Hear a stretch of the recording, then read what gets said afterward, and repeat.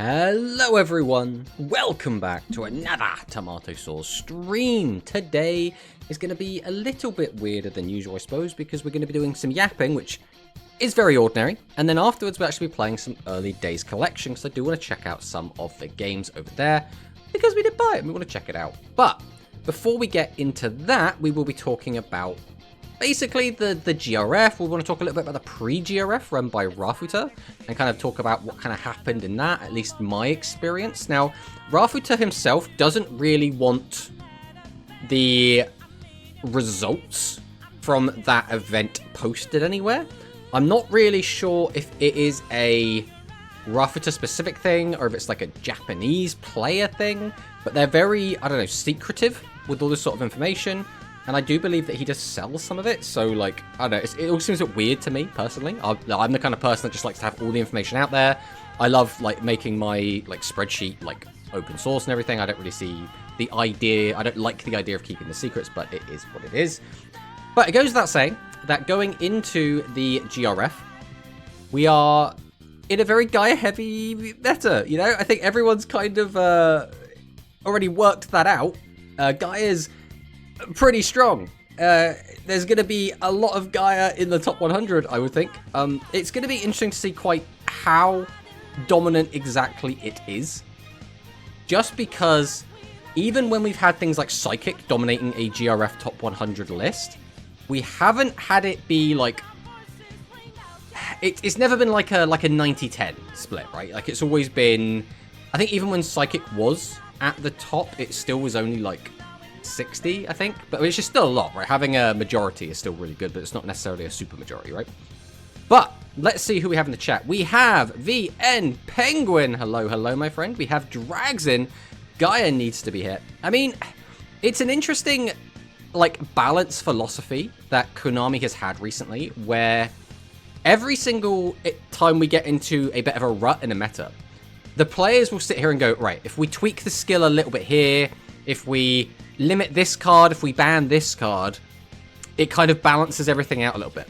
And what Konami do is they go, what if instead we just made a new deck that's even better than the already overpowered decks? And it's like, I hear what you're saying, Konami, right? Technically, that will shake up the meta. Is it ever really in a way that helps the meta or is healthy or is like fixes any of the problems? Realistically, no. So it's interesting to see what direction they're going to go in. We have Hunter in the chat with the third. Hello, Hunter. We have Promanicist. Where Rush Rivals vid. Rush Rivals vid will be out when it's out. There will not be an episode of Rush Rivals today because there is a bit of a scheduling conflict, and there won't be one next week either. So there's no rush to get the current video out, right? Realistically, there's going to be no new content for the next 2 weeks anyway. So it will be out when it's out, which means I can maybe spend a little bit more time on it, which will be quite good. We have Ursus in the chat. Pyro's best deck. Pyro's is... I like the Pyro deck. I like the way it feels to play. I want it to be a good deck. But in the current environment we find ourselves in, I can't help but feel that you're still better off just playing Gaia anyway. Even though, like, its matchup into Gaia isn't awful. It's not, like, super duper lopsided or anything. But as soon as the meta stops being just Gaia, Pyro's still going to get shit on by absolutely everything else. So I am not holding my hopes high for Pyro until at least we get their fusion. The thing is, even when we get the fusions, like, we have to get the Chromatographicus fusion that gets piercing to still have a good way to beat set 3, unless they give us the generic one, the Orb, early, which just lets us throw piercing around, or... You know, outside of those, the fusion version of the deck, before we get to the maximum, is going to have a similar problem, where we're able to pop back row, we're able to lower the attack of our opponent's monsters, we're able to summon our bosses very easily. We can't do much more beyond that. Oh, it's a bot. We haven't one of them in a while. Goodbye, bot. But yeah, it's one of those awkward things where, like, it seems so obvious that a skill could fix the problem, but we're just not seeing it at the moment. What to type here? We just 3-stream streak. It's a shame that you dropped your streak, Dragon. It's a shame, but, you know, streaks are kind of whatever anyway, right? We have Gale Fang in the chat. I sure hope Konami doesn't forget the Mirror Gear star in the room in the face of all the guys. That is obviously a kind of semi-problem. Because, like, we had that GRF where Psychic Fusion was dominant. And then people were kind of like, what about Metarian, though? Now, thankfully, Type Change Beam didn't seem to have as much of an impact. Although we have seen some people experimenting with Type Change Beam even in this format. And I don't actually think this format specifically is necessarily a bad place for Type Change Beam, just because Gaia decks tend to leave 3 guys face up. So if you can just convert them all into what you want and then just, like, you know, pop 2 of them or absorb all their attack, that could actually be really, really strong. So, like, it's not looking great. It's not looking great. We have Dr. Alex in the chat. Hello, Dr. Alex, with the Doobie Yay emote. And we have Corey in the chat as well, who's showing pineapple on pizza. I'm not sure what the subtext there is, Corey, but, you know, it is what it is. So I guess first things first, we will go and check out. What we should do is make sure that our Chrome works. There we go. We want to go and check out just, like, what's been happening, right? We've had some pretty big tournaments as of late. And if we go and take a look at our spreadsheet, we can see that it's pretty obvious what's the best deck, right? If we go and take a look at the pie chart, this is going to be the easiest way to get a visual representation. You know, 59.1%. That's quite big. If we go back to the last most dominant format we had, that would have been Divine Genesis Blade. And this is when everyone was calling for Metarian hits. We need the skill nerfed, we need stuff banned, we need stuff limited, get rid of Type Change Beam. This was that format. And it was only 53.5% of top cut. Gaia is already 59.1%, so it's already dwarfed it.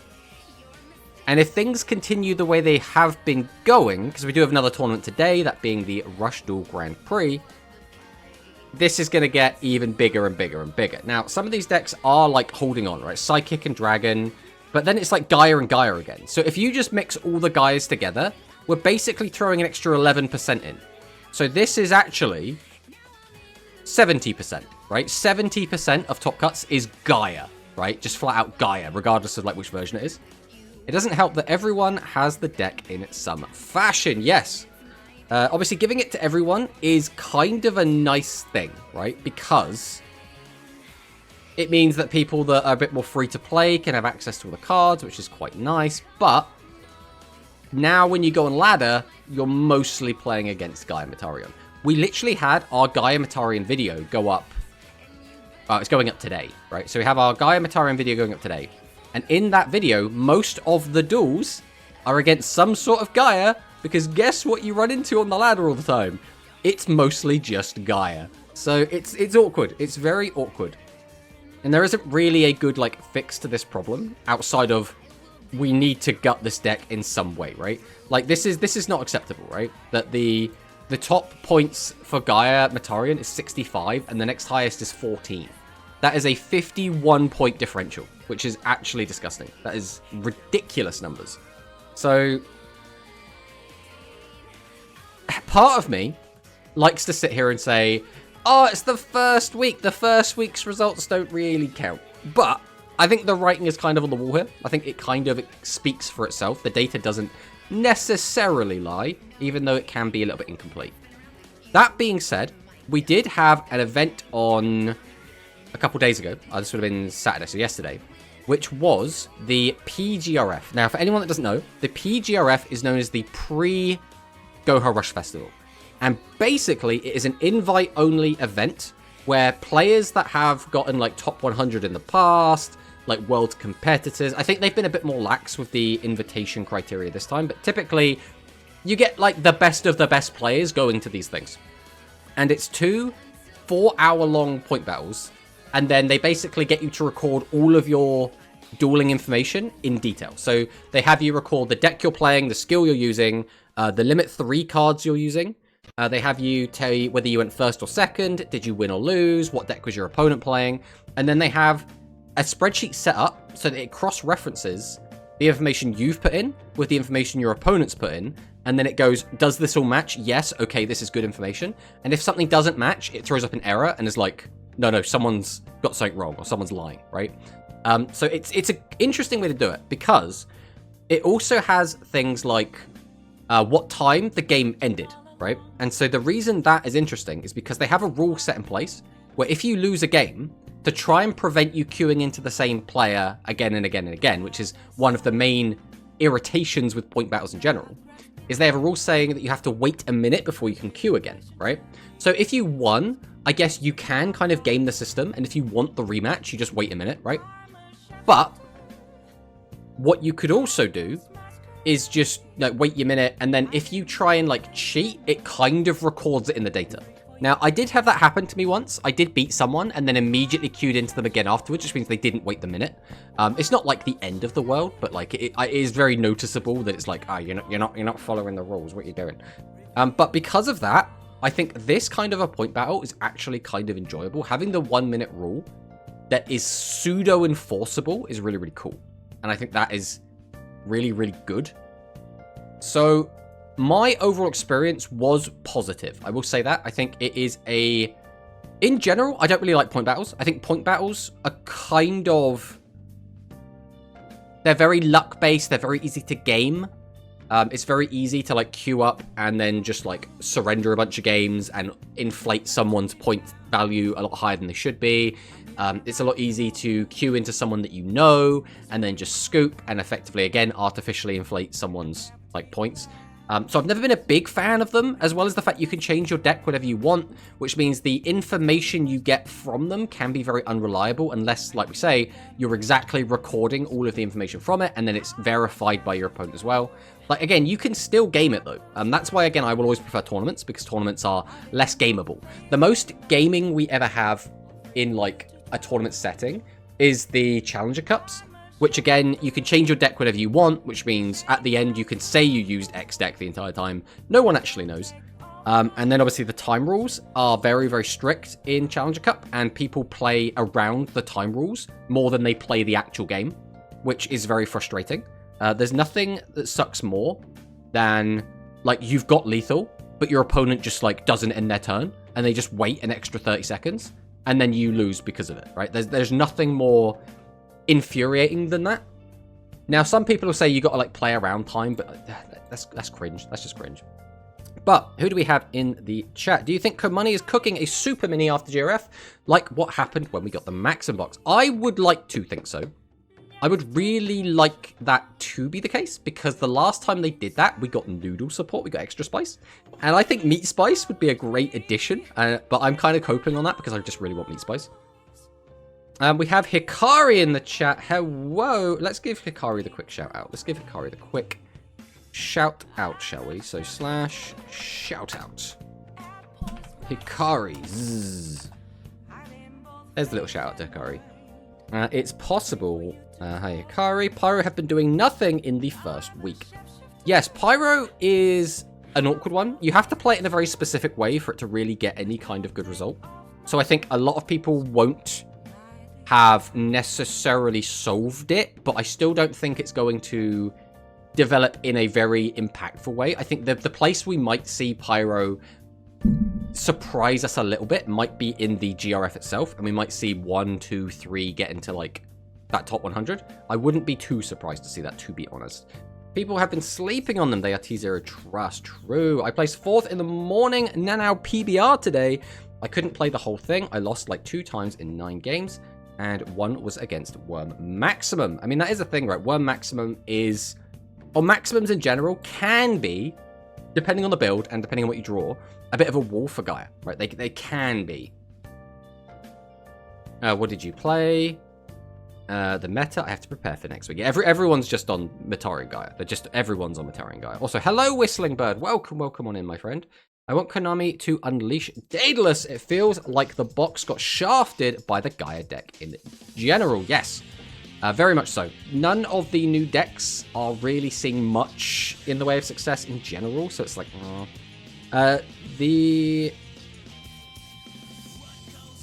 that feeling when you have to be in a military parade instead of playing card games. True. Like, all you want to do is just play card games. Why do we have to do other things? Why does real life keep getting in the way of card games? Card games should be the most important thing.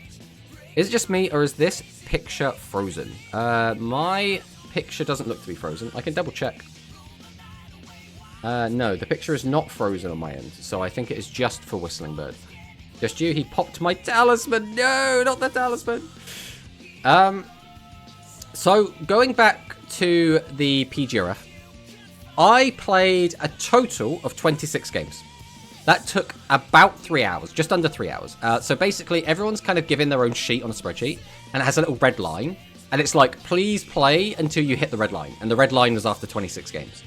So I got to the 26, and then I stopped playing. So I was, after about half an hour, I got into 3rd place, and I basically stayed in 3rd place the entire time. When I finished playing, I was still in 3rd place, but people did overtake me after I stopped playing. The reason I stopped playing was because, again, I'd hit my minimum quota, and Rafuta specifically said, like, please try and hit the minimum quota. If you don't, we might, like, penalize you in future. And I was like, I don't want to get penalized. I can tell you, after playing about 3 hours, it's not that it's not fun, but it's like, it gets very tiring of just playing the same one deck against the same one deck again and again and again and again. And it's like, it's really fun for like the first hour. And then it's like, it's still fun after the second hour.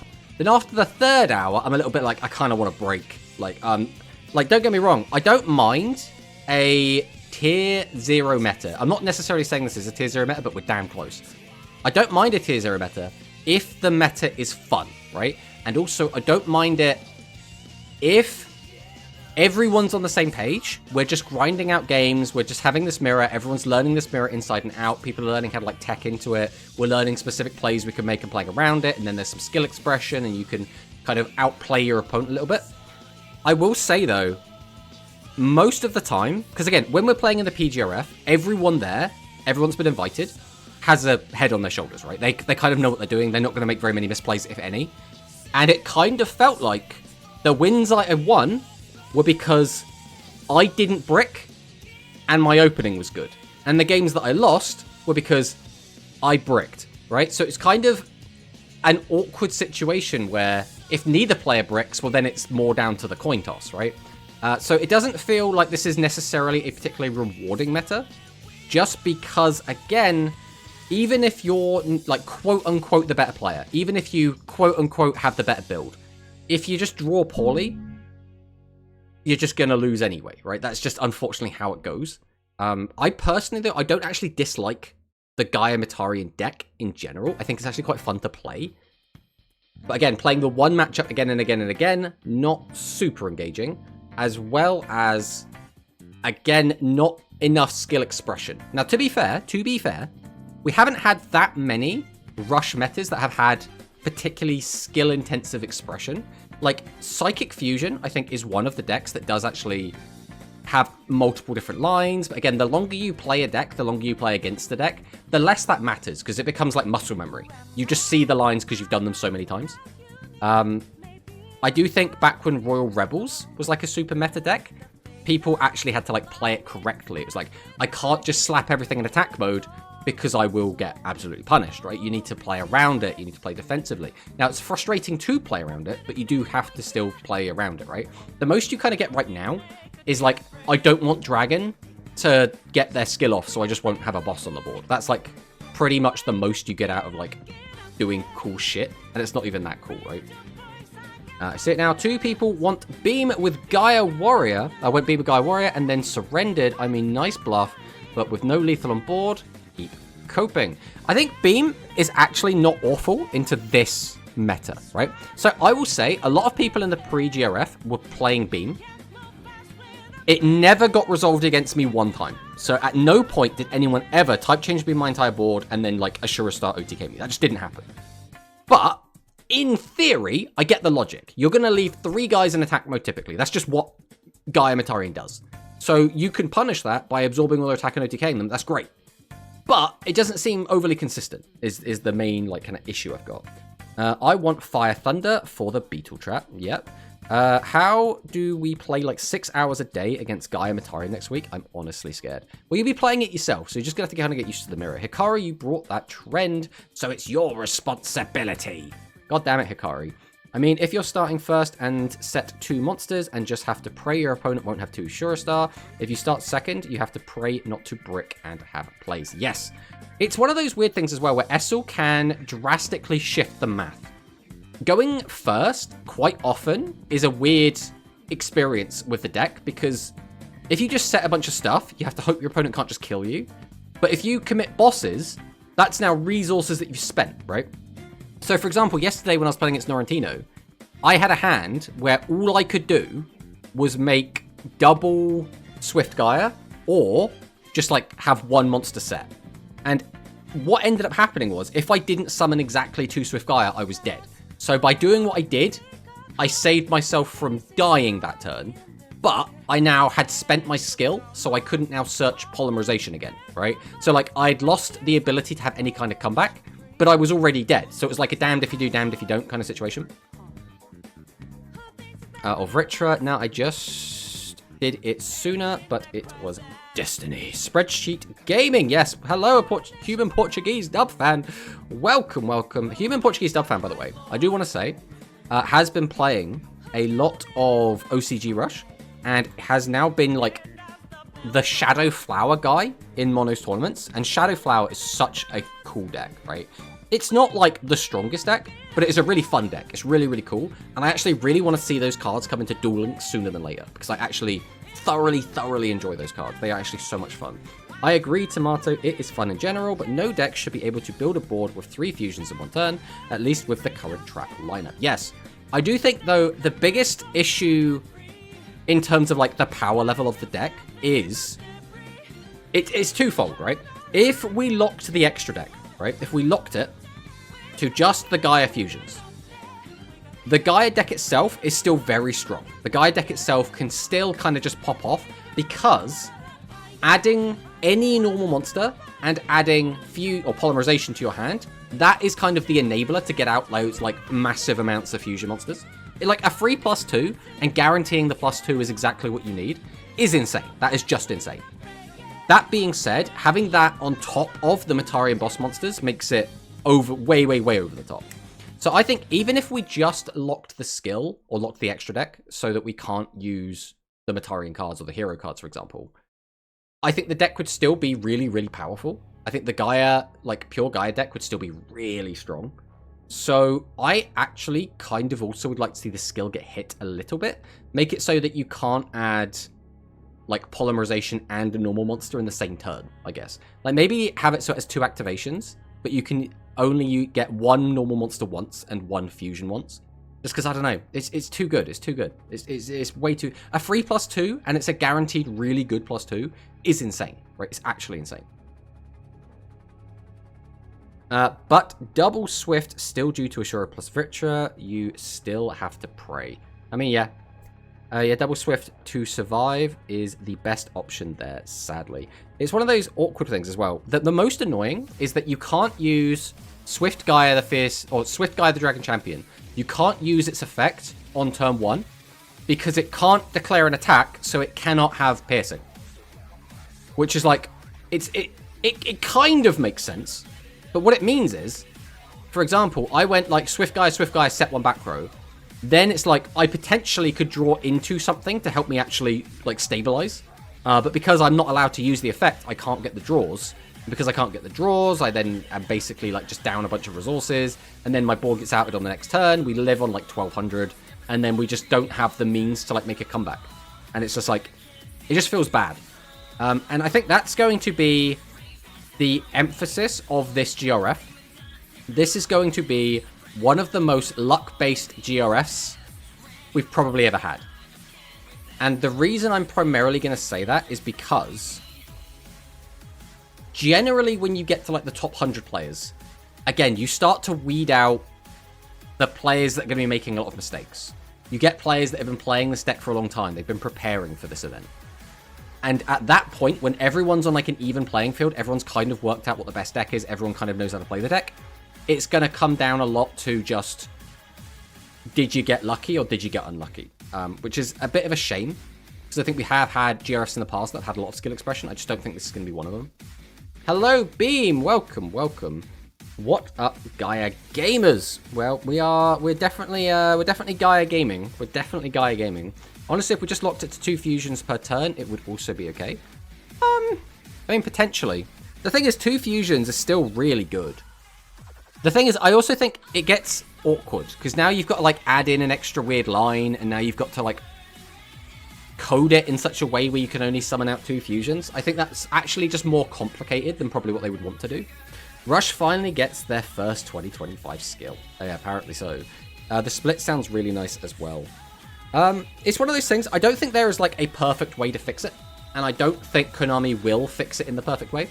But we'll have to wait and see, right? The last time we had something that set a precedent similar to this was Hell Tuning Evasion.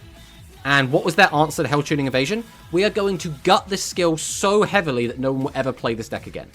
So I don't necessarily think we're going to get that kind of reaction, but I wouldn't be surprised if we got something similar. 2 fusions in a turn, it's still more than 6,000 life points with 2 Ashura and 2 pop. No, thanks. I think it's one of those things though where it's good to discuss the different options regardless, right? Even if an option isn't perfect, which again, no matter what people say, there is never going to be an actual perfect option. There's just going to be the option that ends up sticking, right? Even if something isn't perfect, it can still like lead you to a better decision, right? And I think that is always important as well.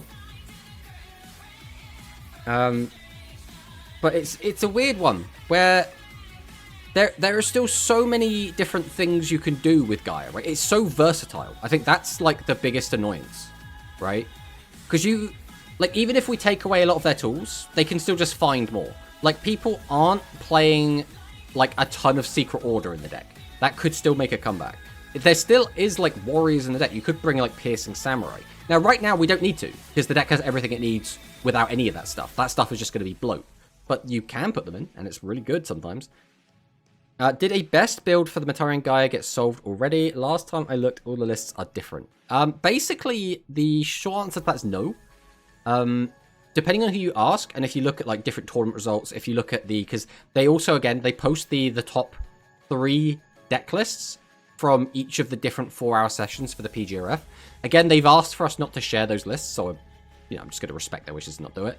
But I can tell you, they're all different. They all have slight changes. Some of them are on Gargoyle, some of them aren't. Some of them are playing Monster Calling, some of them aren't. Some of them are playing like just 1 trap, some of them are playing 3 traps.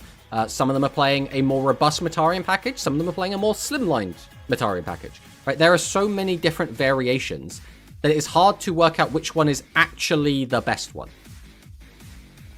My list has won 2 tournaments now. It's one of those awkward things as well, though, where winning a single elimination tournament just basically means winning like 4 matches in a row, which like is still an accomplishment. But like, for example, I played against Norrentino in the first round, and Norrentino ended up winning the entire thing. But the only reason I didn't beat Norrentino is because I went 4 turns without finding a battle-tested Gaia, right? I had guaranteed lethal if we found a battle-tested Gaia in like the top, I don't know, like 15 cards of the deck, and we just never found one. And the fact that I managed to live 4 turns against Gaia Metarian also tells you that Norrentino was also bricking, right? So we're sat there bricking at each other, unable to kill each other for ages and ages and ages, and in the end, like, the straw just broke the camel's back, right? Which, it was a very awkward game, because again, Gaia Metarian is, for the most part, quite a consistent deck, right? You have a lot of tools to be able to turbo through your deck quite efficiently. You can get out lots of bosses. Again, I just played like a 3-hour session in the PGRF where I had a very, very positive win rate. We got all the way up to 3rd place. We were feeling very, very confident in like the deck we were playing, sort of thing. And then all of a sudden you go into like a best of 3 single elimination, and you just get all the unluck at once and you just die. And it's just like, oh. Skill issue? Exactly, just a skill issue. Fangirls peeps will know what I'm talking about, but it's totally possible that what I've been testing is biased by just not wanting to play Gaia Mirrors. I mean, very true, very true. A skill issue indeed. Literally anything that remotely has a chance is preferable at this stage. So again, I really like playing the Gaia deck. I think it's a fun deck. I think it's enjoyable to get out battle tested, to go into your fusions. You always feel like you have nice options because you can pop your opponent's back row, you can pop face down monsters, you can use Rich Star to flip stuff up. You have a direct attacker that can also pop back rows. You have a piercing that can also give you advantage. Like, it's really nice. It feels like you've got tools for everything. So it's like a Swiss Army knife. Its ceiling is incredibly high. It's very rewarding and fun to play when everything goes well, right? The problem is the rest of the meta hasn't caught up, right? It feels like we're playing a deck that should have come out in like 8 months' time now. And that's the disconnect, right? I'm a little bit worried. I don't think this is going to happen. But they could do very light hits to Gaia and then just like we were talking about, just release like a super mini and try and power creep it again. Because again, that's what they've done, right? Metarion was like the best deck. It was just like undeniably the best deck in the game. And then they were like, oh, don't worry, here's Psychic. And then Psychic was like the best deck in the game. And then they released the Dragon deck. And then Dragons became sort of the best deck, but then it ended up kind of equaling out with Psychic, like towards the end. And now they've just, instead of addressing any of those issues, they've just given us another ridiculously overpowered deck. And it's like, could you nerf the good decks rather than just keep power creeping absolutely everything? Because we still have loads of 7 archetypes that aren't released yet, right? But there's still a load of them. Like Wind Warriors, they're not out yet. We haven't got, like, the News Reporter fusions. We haven't got any of the reptile stuff, like the 7's reptile stuff. We haven't got Worker Warrior. Like, there's so many, like, still just, like, bad 7's archetypes that still haven't come out. Or, like, not necessarily bad, but, like, some of them will be weaker than some of the stuff they're trying to push now, right? Like, it feels like they're really trying to get us into Go Rush fusions really quickly. Like, they're just like, just get to that. Just get to that. We'll just keep skipping stuff. Get to the Go Rush fusions. And it's like, I understand, because that's when the game, in my opinion, peaks. I think Go Rush fusions, for me, is when metas started getting a bit more diverse. We started seeing different decks trading for the top spot. And we are now in an ad break, so we're just going to kind of probably sit on that for a bit, but... Oh. We'll wait for the ads. I'll tell you what, if you're not in ads, let me know. Let me know that you're not in ads so I know who I can talk to, rather than just like, I don't want to like yap about stuff or talk to people that can't hear me, right?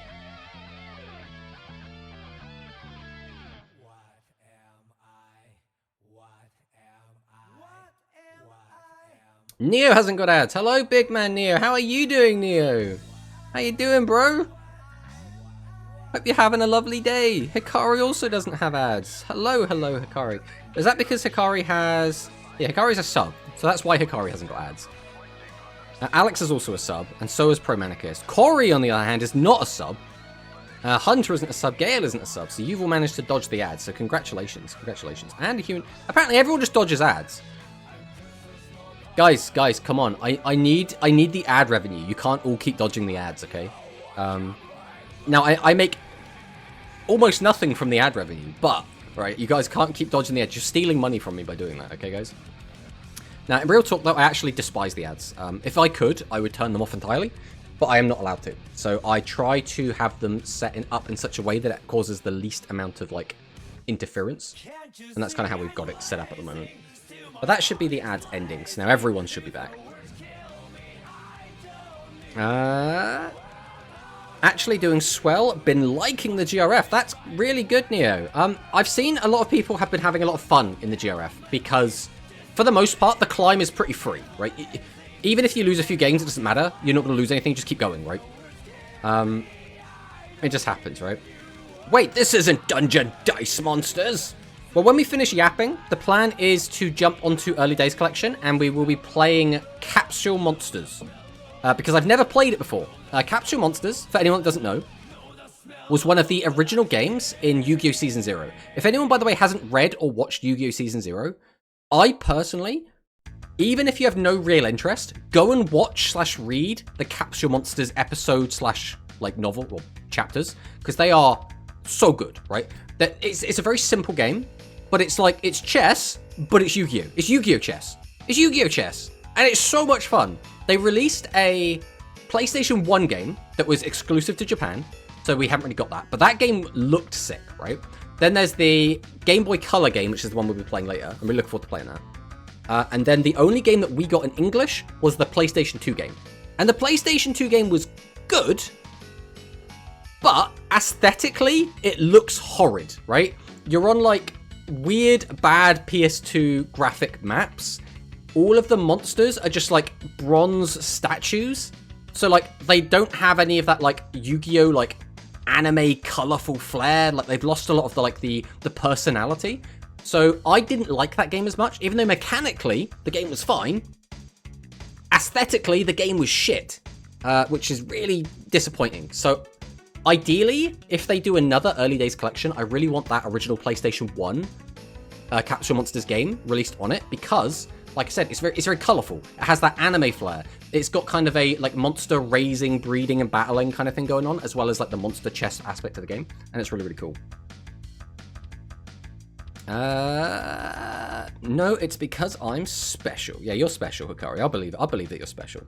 Oh, damn it. Run out. Time to resub with Prime later. I mean, I appreciate that, Corey. I appreciate that. Tomato undress video, 18 plus stream. Probably not. Probably not. I have no idea how ads work. I just don't touch them in the settings. So, all right, just a quick, mild explainer. There's basically two settings that you kind of want to go with. Either 30 seconds gets you the absolute bare minimum. That's only 30 seconds of ads will appear every hour. But you get pre-rolls, which means anytime someone joins your stream, they have to watch a 30-second ad before they can, like, watch the stream. If you set it to 1 minute and 30, so we tripled the amount of ad time, we now get rid of the pre-rolls. So when someone joins, they don't have to just see the ad. They could just get straight in and start, like, yapping at you. So it's a trade-off, right? Would you rather have people turned off by the fact they joined and there's immediately an ad playing in their face? Or would you rather have people turned off that there's 3 times as many ads? Like, it's an awkward, like, balancing act to have, right? Holy Season 0, that was a wild ride. Didn't Yugi, like, literally kill Kaiba? He doesn't kill Kaiba, but he does, like, break his mind, like, twice. My man really likes, like, mind-fucking people. There was an exclusive American anime arc about Capsule Monsters. There was Hunter, but that was garbage. So in that, it's Alexander the Great, who is possessed by the spirit of the Millennium Ring. And he basically uses... I can't remember the monster he used. It was a... I don't think it was Reshef. It was a big, like, stone golem guy. It was like a DM-era ritual monster. And he had that as, like, his boss. But the main issue with that show was they just, like, got capsules, launched them out of, like, a wrist rocket, and they were just like, go, attack. There was no, like, game. There was no game. Now, it wasn't Zark. It was... Again, I can't remember what it was called. And we can find out, right? We can go and take a look at Capsule Monsters boss. Let's see if this will bring it up. This guy. This thing. There's Alexander the Great in his armor up there. What was its name? It was Reshef. It was Reshef the Dark Being. So if anyone knows Reshef of Destruction, it's this guy. But yeah, so there's that. Anyway, that's what we're going to be doing later. We will be doing some Capsule Monsters in a little bit. But before that, we were kind of talking about like what changes we think are going to actually happen to this meta. Because we kind of know, right? Gaia Mataran's going to get hit, right? But what kind of hit is Gaia Mataran going to get, realistically? We've already talked about, like, limiting the extra deck. I personally think they could just say that you can only have level 7 monsters in the extra deck. There might be some decks that can abuse that in the future, but at least for right now, that'd be fine. We've also had things like you can use the skill twice, but you can't add twice. Or you can't add poly and a normal. You have to do them like separately on once each turn. There's like plenty of different ways that they could nerf it. The other thing is, will they add like a limit 3 on them? Like, do you think like battle tested Gaia needs a limit 3? Like, do you unhit maybe Swift Gaia and then instead put a limit 3 on something else? Because like if you limit 3 battle tested, suddenly like Secret Order becomes harder to use, right? The trap card Majesty becomes a lot harder to use. You can limit or Star Restart. Star Restart becomes a lot harder to use, right? If we just start limiting these cards. So there is like potential there. The question is, how do they want to do it? Do they want to attack it with a chainsaw, or do they want to like go at it with a scalpel, right? And then it's like the next best decks. Like, are we hitting Psychic? Are we hitting dragons? I personally think we still need to hit dragons. Limit 1 Majesty, limit 3 Poly. What does that do? So limit 1 Majesty means you can't play it alongside... I will say as well, they could just lock the skill to Gaia Fusion only. I mean, that does somewhat fix a lot of the issues, but I still think Pure Gaia would be really, really good. I think Pure Gaia is only performing this badly because Gaia Metarian exists. If Gaia Metarian goes away, Pure Gaia, I think, surges in, like, results, right? But the question is, does it now dwarf these two or not? That is the big question. Because, like, if this just basically becomes Pure Gaia, and this big section of the pie is just still just Gaia, that's obviously not ideal, right? But if it's now evened out with these two, that's a little bit better. But is it going to be evened out? Will it even be better than these two decks? Like, it's hard to tell without being in that environment, right? I would hope they restrict what you can fusion with as a skill lock for Gaia, but a limit 3 exchange on the Gaias would be a good start. We can't play it with Conqueror, or they cut the Conqueror for Majesty. I see people doing that. Would allow for the second Vritra. Level 7 only extra deck plus 1 or 2 limits should be enough. Until Prime Pierce Giant and the Neos Heroes. I hope we don't get the Neos Heroes for a very long time, because that's still like the latest summoning mechanic. At least it's in the OCG. But it's an... Oh, well, hello. Hello, music. What are you doing? What are you doing there? There we go. But it is a difficult situation because, again, I still think Gaia is going to be really, really powerful regardless. I also think one of the coolest things you can do with Gaia is send Goat to the graveyard for Majesty. I think that's a really fun play. But again, I do understand why people wouldn't necessarily want that to be a play, right? I also still think dragons, like we were saying just now, I still think dragons need a hit. Dragons are very unfun to play against. That I think it needs to be addressed in some way. Because again, it's sort of similar to the Gaia skill, where you can just get a free +2, except your opponent has a bit of say in when you get to do it. But it's still kind of lame, especially when it's just like OTKing 90% of the time. Because they are all level 7. I think it doesn't matter though, right? Because when we get to the Neo stuff and the Prime stuff, I think the meta will have evolved so far beyond the Gaia Metarian list as it is now that it will be irrelevant. Do we relimit Mirror Gear Star, put Mirror Gear Star F to 3, or do a Dark Gears sort of skill nerf where the damage is halved? So the reason I don't like the halving damage is because they still get to build a ridiculous board, and now they basically say you have to answer this board or you're just dead next turn anyway. Sometimes that will be fine. Sometimes that won't be fine. I would rather see like hard limits, personally.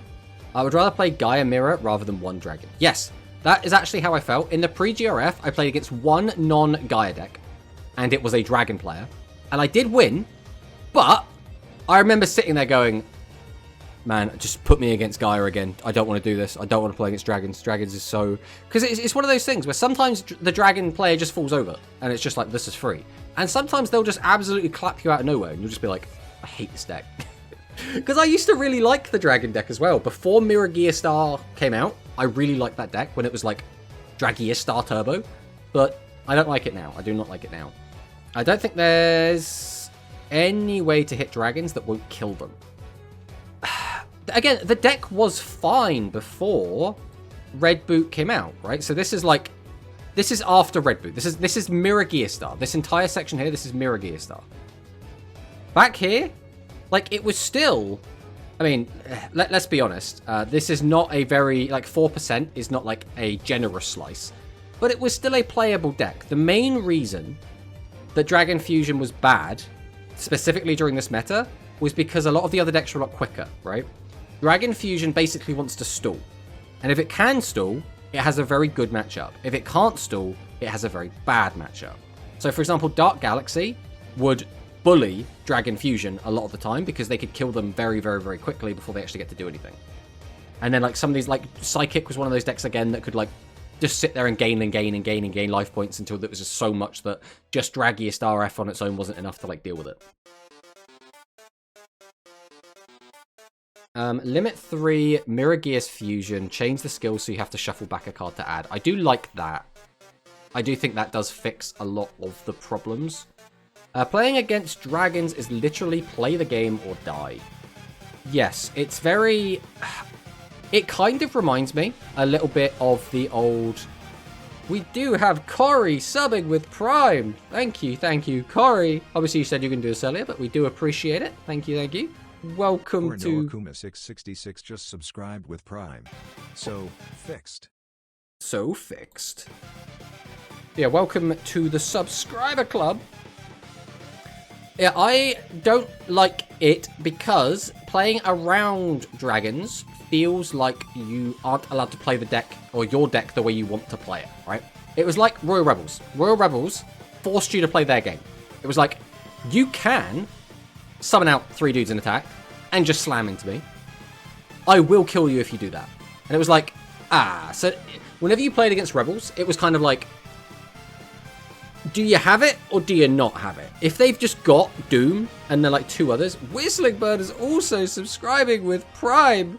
Thank you, Whistling Bird. Really do appreciate it. Let's get the TTS go before Whistling Bird just subscribed with Prime. Whoa. Oh boy, we've got the hype train. Not the hype train. It'd be really cool as well, by the way, to get more train-themed cards in Rush, just to, like in general. I know this is like a little bit of a tangent, but I really like trains. I've always liked Earth Machines in like Speed and TCG.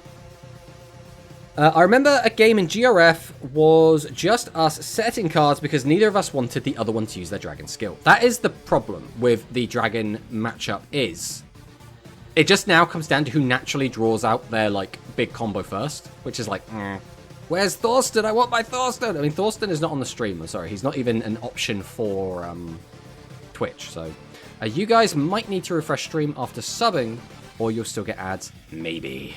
Now, Manicus is trying to trick you. He just wants you to refresh for Manicus-related reasons. But yeah, that's kind of my thing as well. Like, one of the things is, I was talking to Parker yesterday. We noticed this, right? So the last time a deck was as dominant as this, it was Metarian, right? At 53%. Like, if we go through and have a look, 34%, right? 46%. Now, still huge, but not, like, not Metarian huge, right? Like, 53% is insane. We go further back, right? 31% Metarian. We got 32% Psychic, right? Even in these like metas where we've had decks be dominant, they've never been as dominant as Metarian had been. And now we're back in another dominant meta, and guess who's back? Right? Now, this might say Gaia, but right next to it is that little shit UO's deck again. So why is it the 2 most dominant decks we've ever had in Rush Duel Links are both Metarian, bro? Why is that? Why is it? Maybe the deck's a little bit overpowered, you know, just saying. I want Roids to be a thing again. Ooh, I mean, Roids are fun. A Dragon Mirror is boring when neither want to play the game, but you overcommit, the enemy kills you, and if you can't kill, then... Yeah, it's pretty bad. It is pretty bad. Yeah, the issue is that Metarian dodged the bullet with Psychic's release. The thing is, though, I don't even know how you hit Metarians in a meaningful way. Because right now, they're doing everything they're doing without Beam. And Beam originally was the big problem card. So now it's like, if you actually want to hit them, what are you doing? Most people are playing 2 Ashura Star. So like, what do you do? Like, do you limit 1 Ashura Star? But even then, it will still be splashable. Like, people would still play a small Metarian package for 1 Ashura Star. Like, it's not easy. Limit 3 Ashura, and then limit 2 Restart. So the issue with that is, now you have to craft everything else around that, right? Because now, you now need to have limit 2 Restart, limit 3 Ashura, and now we need to hit the other Gaia cards, because right now that deck doesn't really play limit 3s. So now it's like, what, battle tested to 3? So now we've hit basically 3 different cards just to make it so we can actually hit Metarian. Like, it's so weird that we have to hit three different cards to get 1 hit to Metarian. Leave Pure as is, and can get a limit 3 Gaia card. Then you play 1 Ashura and 2 Vritra. Ashura to 1 just means you can't run the Rice. Yeah, basically. So I think what Manicist is saying is right, where you need to put it to like limit 3, and then have it clash directly with something in the Gaia deck that you would have to play at 3, which I think has to be battle tested.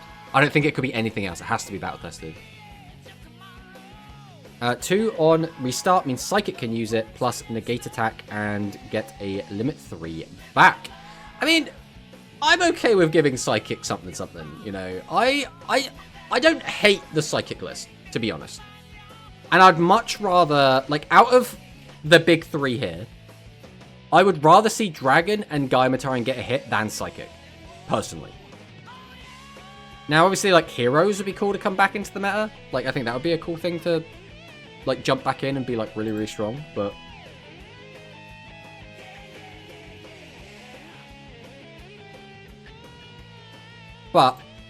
that is kind of where we're kind of thinking, right? I think Gaia Matarian's going to get hit. Dragon Fusion I would like to get hit. I don't know if it's going to, but I would like it to. Psychics have been there for longer. What do you mean, Hikari? Like, Psychics only came out in... what, Go Rush? No, it wasn't even here, was it? Where did Psychic Fusion come out? Requiem of Collapse. Yeah, so Psychic Fusion was here. So this was, what, 1 month, 2 months, and it wasn't even the best deck. Well, I say 2 months. Two metas. So this is its 3rd meta. Let's have a look and see how Matarian's doing. So Matarian had 1 meta, 2 metas, 3 metas. It's still here. It's a lot lower. We won't count this one because it's so small. 4 metas. So Gaia Matarian's been around longer. Like, just mathematically, right? How about unlimiting everything, then see what to hit? I'm not sure about that. I mean, if Hikari specifically talked about Dragon, I mean, Dragon kind of had this going on, right? Like, this was pretty gross.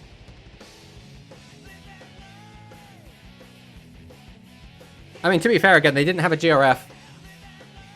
But again, Psychic also won't have a GRF, right? This GRF is going to be the Gaia Matarian GRF. Like, we already know that's coming. Then there won't be another GRF before there's more product released. So, like, everything will get shaken up again.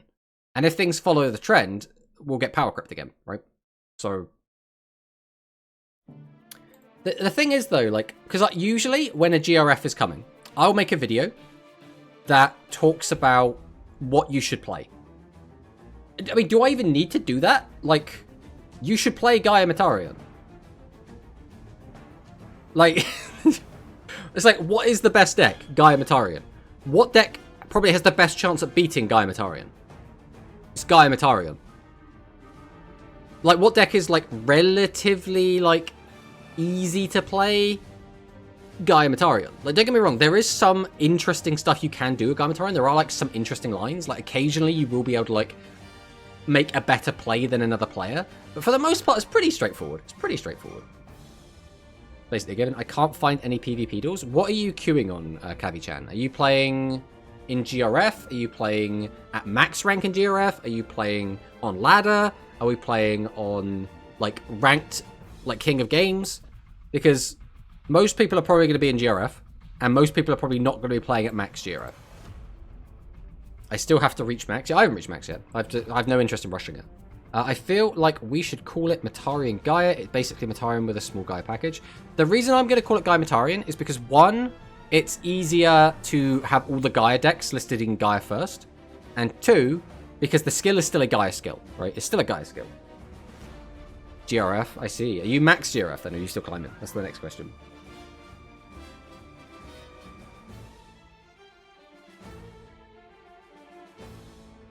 But yeah, I guess the last thing we're probably going to talk about before we move on is going to be just the new stuff that we got. So we have got 2 structure decks that came out yesterday.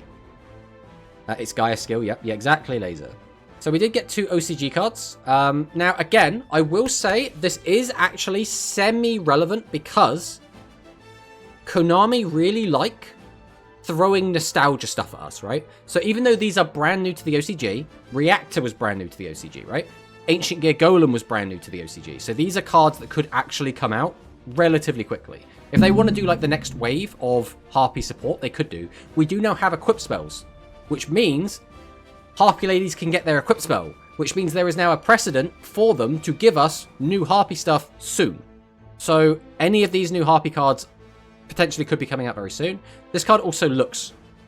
Right.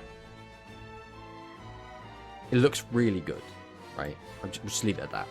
But this card's actually a really good effect as well. So it has 1000 attack, that's kind of whatever. It's level 4 Winged Wing Beast effect monster. That is relevant because it has a bunch of contact fusions now that do require like level 4 Wing Beast monsters. So that is still very relevant. 1000 attack, 300 defense. During the turn this card was normal summoned. If there are 10 or more cards in your deck, send the top 2 cards you deck to the graveyard. If Harpy Lady or Harpy Lady Sisters is among them, you can draw 1 card. So self-milling, very good. If you do get the draw of this, that's fantastic. This is a +1 that also self-mills you.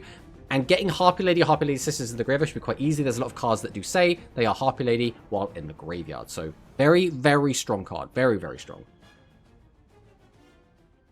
No Spike Bra Harpy. Exactly.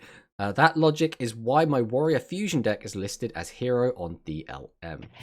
Well, stop playing heroes in it then, idiot. We like women. True. Harpies. I feel things when I see Rush Harpy cards. Racism is discrimination from DLM. Okay. Harpy meta incoming if they get some of their older or even newer support cards. Yeah, true. And then we got some reprints. These reprints are still good. This one specifically, Harpy's Pet Master. This one on the left. This card on its own made... So Harpy Lady, when it originally came out in Rush, was like a maximum deck that had an equip. And that deck did really well. It was a tier 1 deck when it came out. And then it slowly, you know, crept its way down the tier list. It was like tier 4, maybe kind of rogue. And then this card came out, and it went straight back to tier 1 again. This card is really, really good. This just lets you basically get a free pop on any monster on the opponent's field. Face up, face down, doesn't care about level. You just get a free pop. And that's really good. That's really, really good. So, yeah. But I don't know if we'll necessarily get this one. Like, this is one of the ones I think they wouldn't give us in Duel Links, like, very early.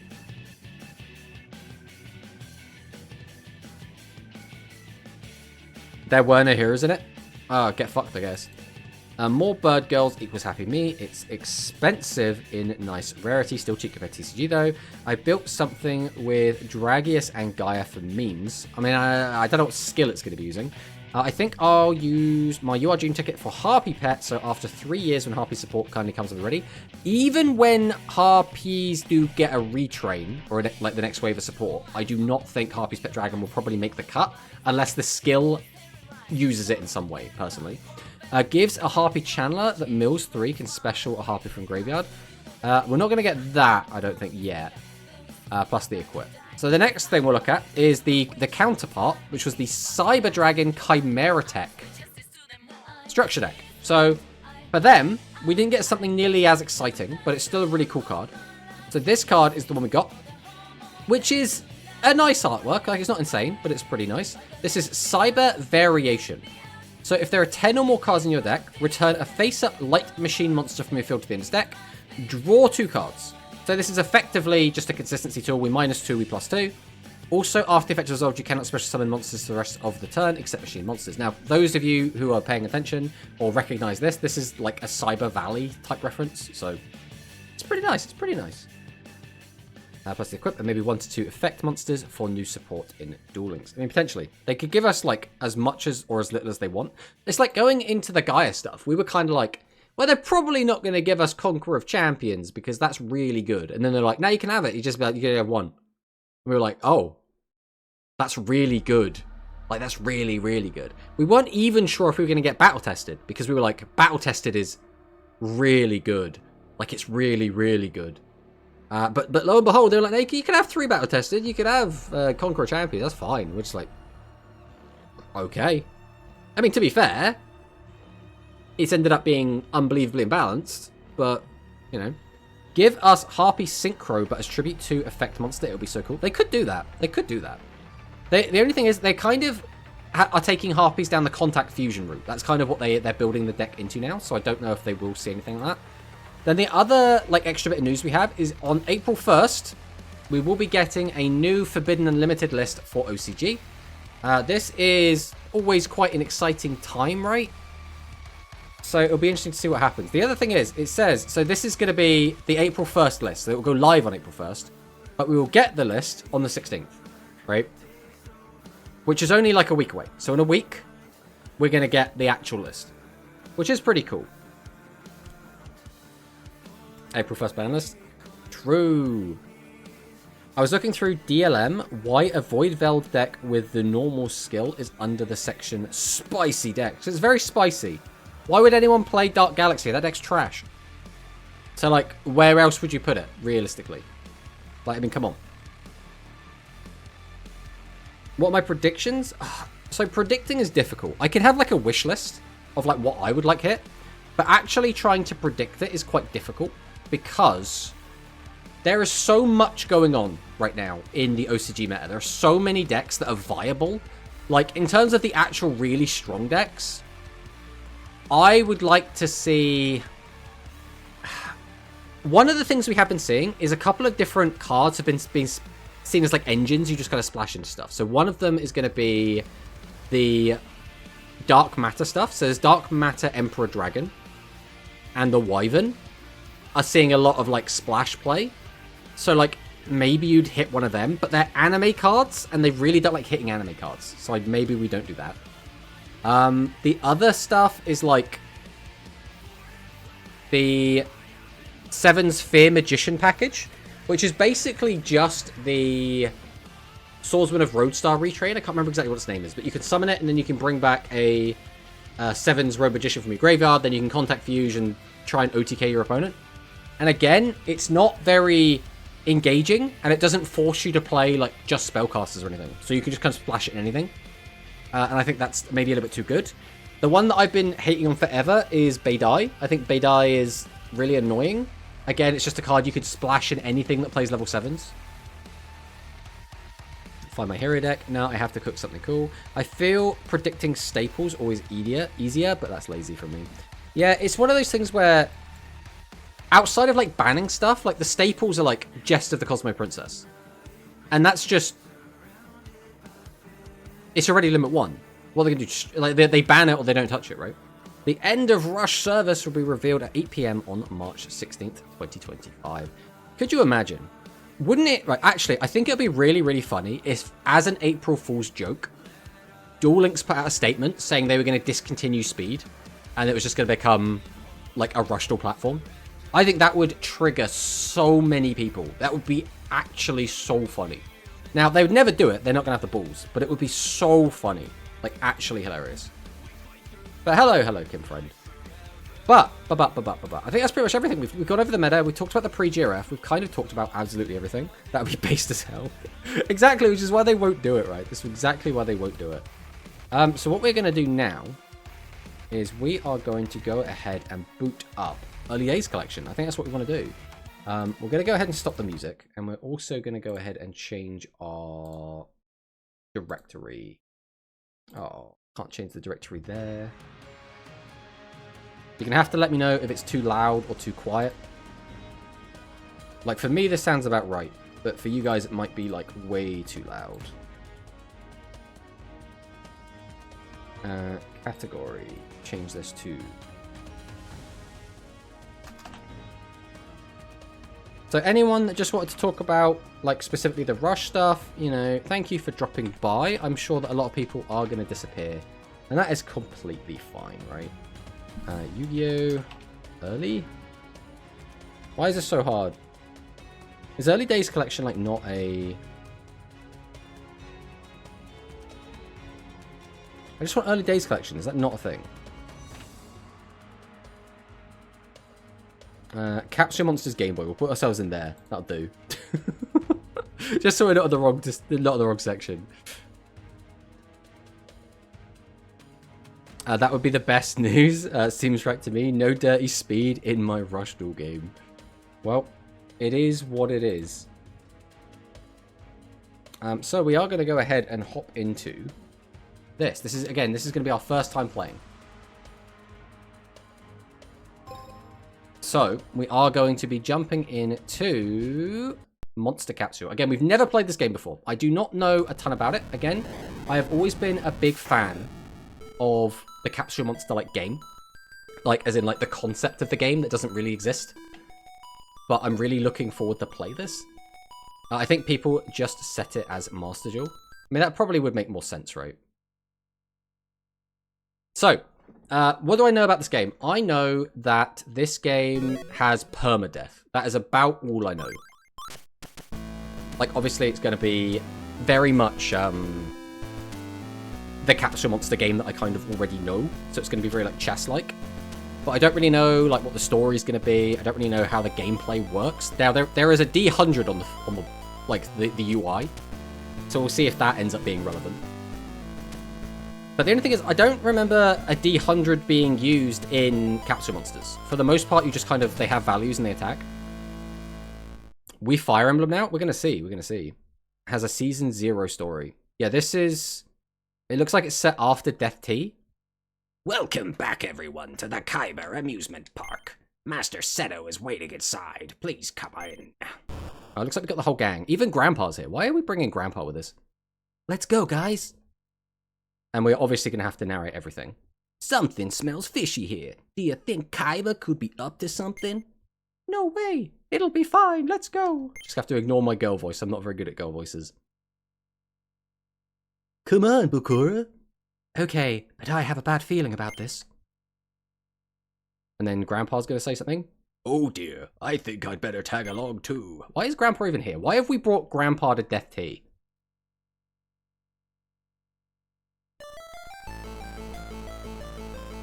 You made it, Yugi. Kaiba, you look well. Why are you so happy? Don't get the wrong idea. We're still not friends. Huh? Ha ha ha! Mind Dole! The hell is Mind Dole? Okay. So we got some shadow magic going on. Guys? Blue Yugi and Green Kaiba.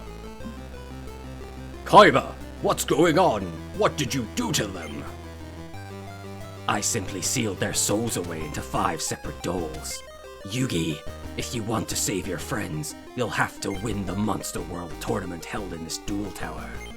Each time you beat the Dark Master who protects each floor, I'll give you back a dole.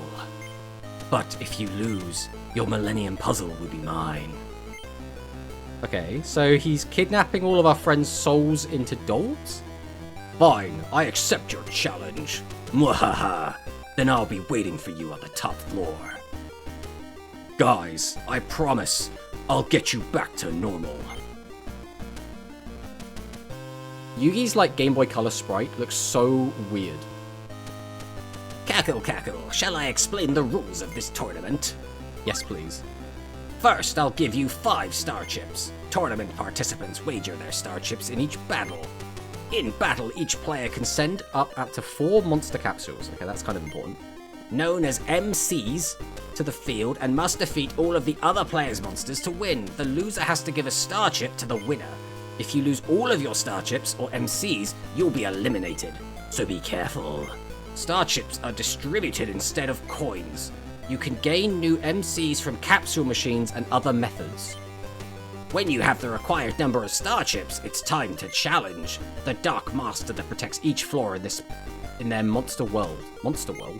If there are 5 floors in total. If you defeat the Dark Master on all 5 floors, you can challenge Master Kaiba on the top floor.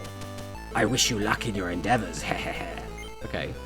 So we have to collect monster capsules, and then we will, go defeat Dark Masters in their Dark Worlds, and then we get the dolls, and then we get to fight Kaiba. Okay.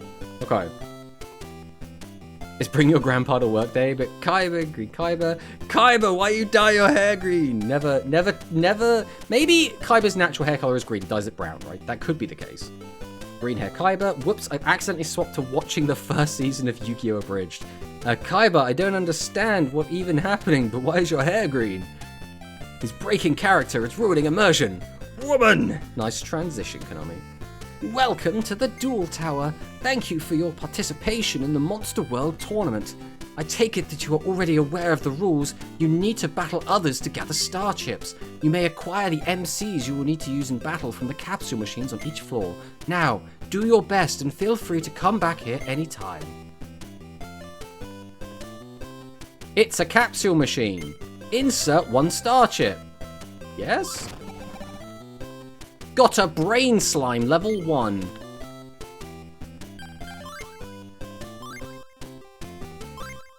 Level 1. So it's a level... Right, so what does that mean? Because so in the manga and in the show, capsules were between 1 and 5. So when you got them, like having a low level just meant it's low level. Like it's just straight up. But here, it says next level required 100. So we can level them up. So this is going to be like an RPG. We've got 18 HP, 5 attack, 4 defense, 4 speed. That doesn't really mean anything to me at the moment. Attribute, Frost. Skill, Poison Spit. Ah, right. So this is another thing that's normal to capsules, which is they have like specific attack ranges. So this guy can attack 1 in front of him, but then he can attack 6 different tiles behind him.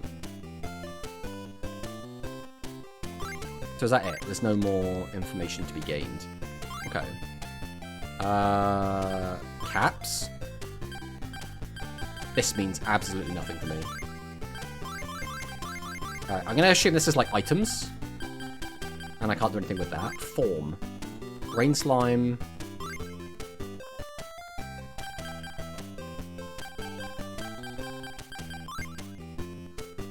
Just like a Pokemon Center. Swap. Can't do anything with that. I guess that just changes the... Alright, I'm not going to click on trash. So we have 4 star chips, and we have 1 monster capsule, 0 dolls. Okay. So we want to get more, because we can have up to 4. So first thing first, before we try talking to anyone in case they force us into a battle, we're going to just start opening more capsules. Eye mouth. Hello, Valley. Welcome, welcome. Gotcha! So it's Pokemon. I think it's Pokemon. Like, again, in the original game, they didn't do the whole, like, leveling up thing. So, so this is the same HP, has I-Beam. I want to see what I-Beam does, but I don't think there is a way to do so.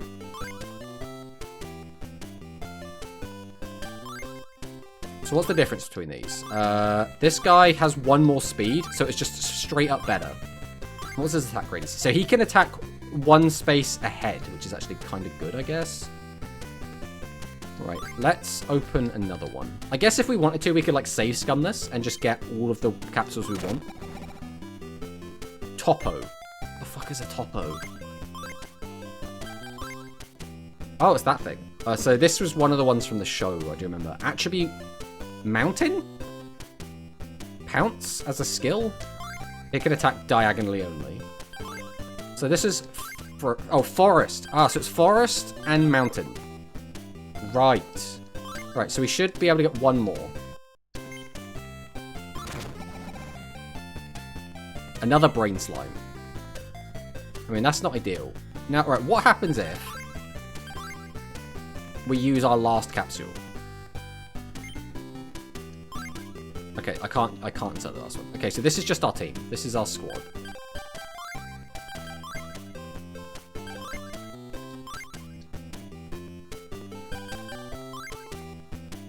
So are these, like, in my party? Is that what I'm doing here?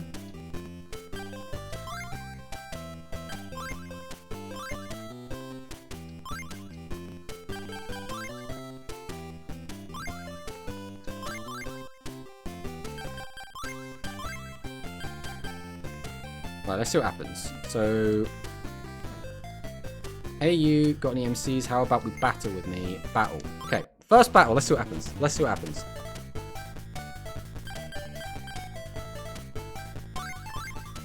Oh, okay, so this is like our formation. Right. So he only attacks diagonal. So he's probably an okay one to advance.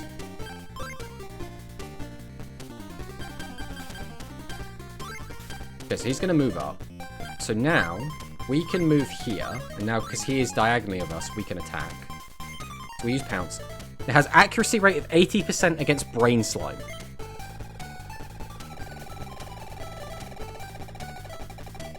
$28. Okay, so that's what the D100 is. So if it's 80%, in a D100 system, usually you have to roll under. So if we roll an 80 or lower, that hits. Or it could be 20 or higher, to be fair, because we did get 29. New Rush release looks crazy. I know, it's insane, isn't it? Hello, Acceleration Gate. Welcome, welcome. Alright, so he's going to advance one that way, and then he can attack directly in front of himself. Wait, why didn't he attack?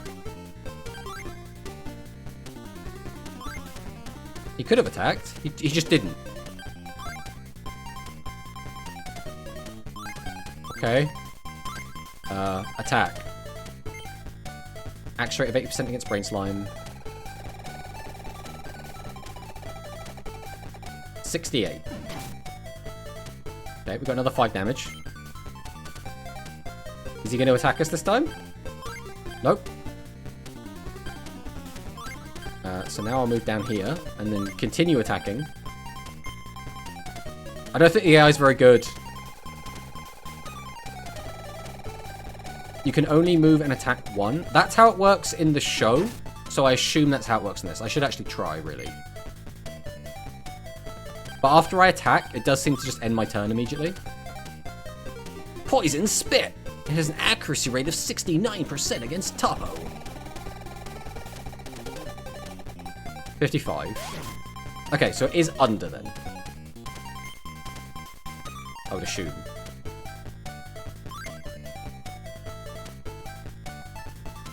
Are there crits in this game? Either way.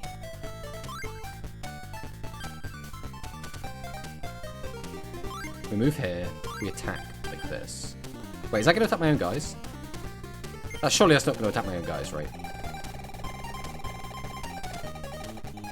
89, that's going to be a miss. Uh-oh. Okay, we should be... What are you doing? What is bro doing?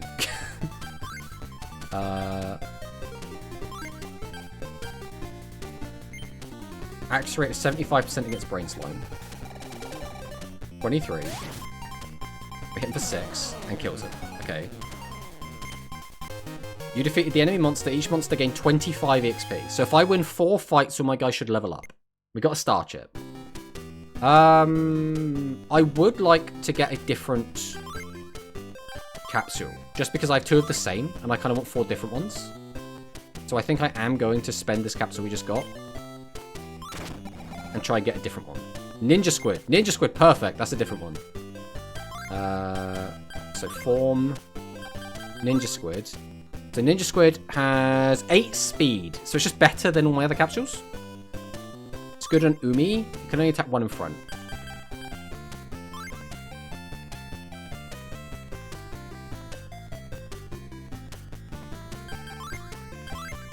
Guess we'll just save that. Nice accuracy. I think it's a tutorial and you're meant to win. Nice. Well, should we try against someone else? What is this? Jukebox here. Try putting in money.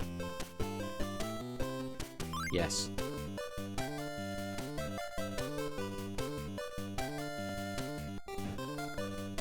I use too many star chips to collecting monsters. Okay, let's see what he's got. Oh, we accidentally put our controller down a lot. So we have mountains. Bird. Who had mountain? So your mountain, your Umi, both of these were forests. So in an ideal world we get him up there, but that ain't happening. So he's just going to keep moving down. We don't really want him to get there. What's his attack range? So he's got mountain bonus. He can attack 1 down. So I don't think we want him to get onto the mountain. But as long as we don't just go here, then we'll be fine either way. So what we'll probably do is move him back. Okay, let's see what he does. So he's probably just going to move down to there, which is fine. We don't care about that. I'm then going to move this over here.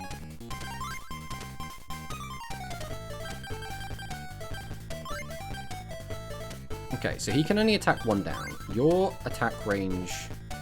So if I move that over there, it actually makes things a bit more difficult for me. So I kind of want him to come over to me. So I'm going to move this up here. See what he does. Okay, so if he goes there, though, he can't attack, right?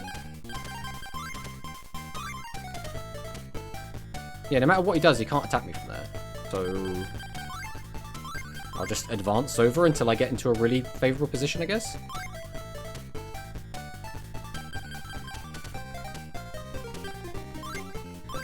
I'm coming to get ya! Just you wait. I'm coming! Will you play Chef of Destruction? I will do eventually. Okay, so he gets his Beak Slash there. Oh, he gets the Field Power bonus! 86%! 43. Okay, how much is that going to do? 8. Oh, that's a lot. Alright. If I move here, though, we're now out of his attack range again.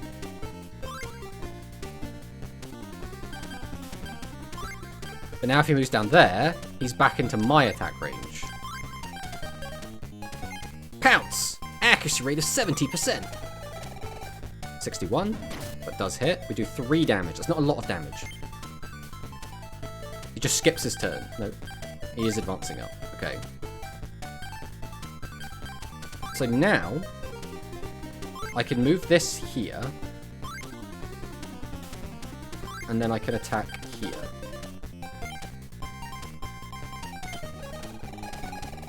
$61. That's gonna hit him for 4. Now he can move down and attack me 1, but he'll lose his field power bonus. And he missed, because he got an 80, which is higher than 79. And now he's back in position so I can attack him with the Pounce again. Action rate is 70% against Torrigan. We got 34, which does hit. And it's his turn again. He uses Break Slash, 79% accuracy. He does land this one. How much damage is that doing? 6! So I know permadeath is the thing in this. So, I mean, he'd have to do 2 more attacks to actually kill me, right? How much health is he on? 7 health. If I want to be, like, super safe, I could move this out of the way. But as is, I can just keep attacking him. So I think we do just attack.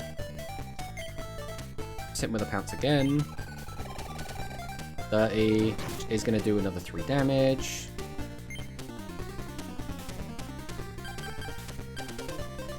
Hits with Beak Slash again. 79, which does get 5 damage in. So that time it did less damage. It did 6 damage before, right? This guy only has 4 left, so I should be safe to just attack. 5 critical hits exist. Okay. So why is this a crit? Because it's less than 10?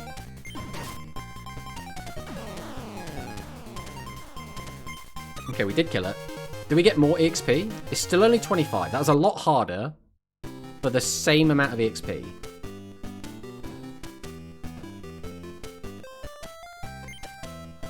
Alright, we still need to get up to our 5 things either way.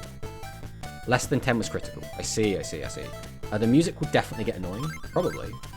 Oh, it's the bird again. But it can't have a field advantage here. Now, does it have the exact same attack pattern? It still has Beak Slash. It still attacks the exact same way. Okay.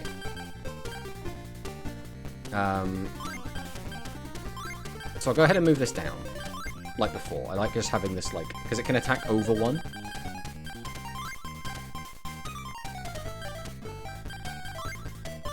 We'll advance this up here and see what he does.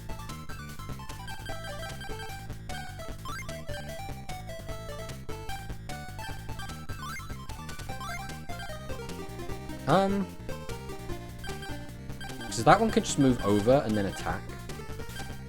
So I'm kind of okay with that. We're going to move this over. This gives me more ways to, like... Oh, no, this is going to get attacked, because now we can attack both. We didn't think about this. Okay. This is a tactical error. Action rate of 69% against ninjas. So he's attacking both, because they're both in the thing. We take 5 damage on that. We take 6 damage on that. Christ. So he's at 11. He's at 12.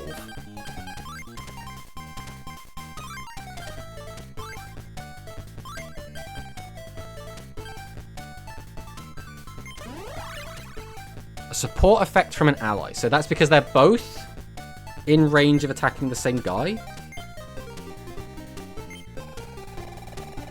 67. That does 4. Wait, even with a support bonus, it only did 4 damage. This might not go our way.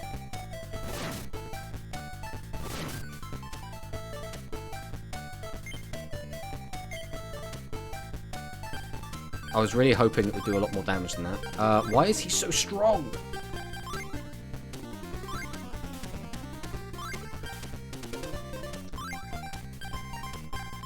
Again, we just can't do anything about it. I think we just have to stay. I think we might actually lose a guy here. Oh, God. Yeah, I think we're going to lose a guy. Oh, he missed. He missed. Thank God.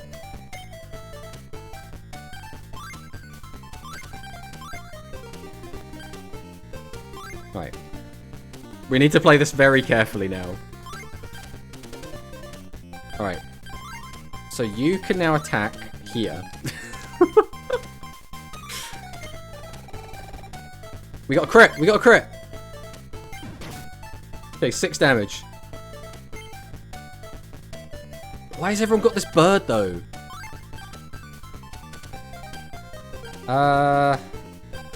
You haven't taken any damage yet, so we can move you here, and then we can attack here.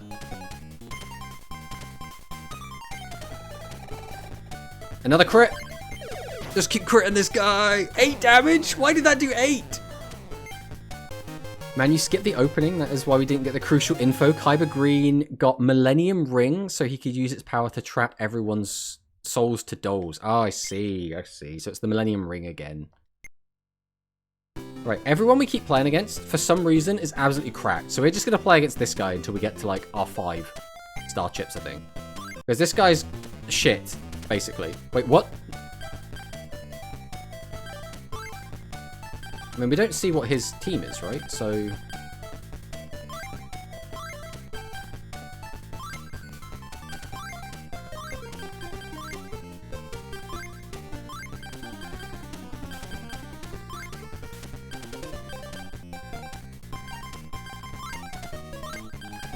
So we have no information. He's got a little bug! Forest Beaten Beam. So he can attack quite large range.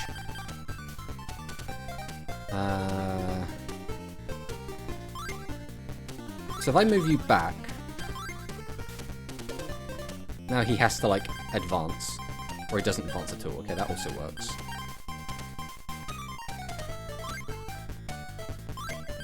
So I'll move this guy here. That's what he does. Okay, so he's getting in range of me.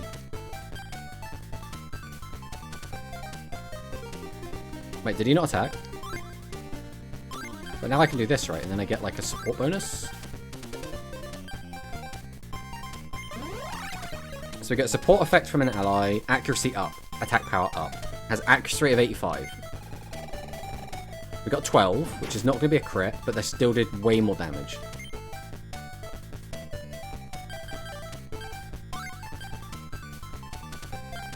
Don't do that. Right, we'll move over here. We'll declare an attack. I beam! Okay, 60 damage, or 60 as an accuracy roll. We'll do 6 more damage. This guy's got to be almost dead.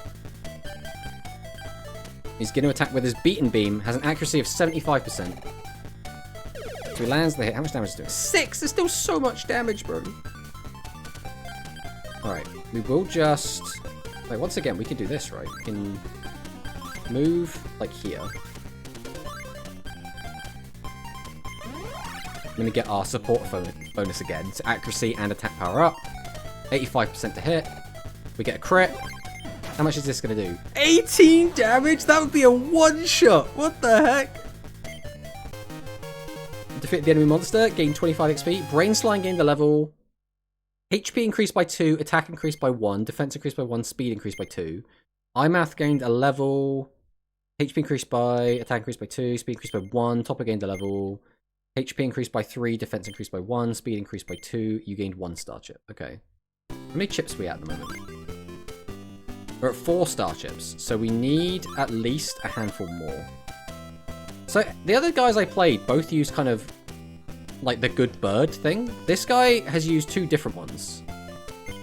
But both of them have not been the bird, and the bird seems to be my, like, problem. Okay, the bird is back. So apparently it doesn't matter who you play. Everyone just plays whatever.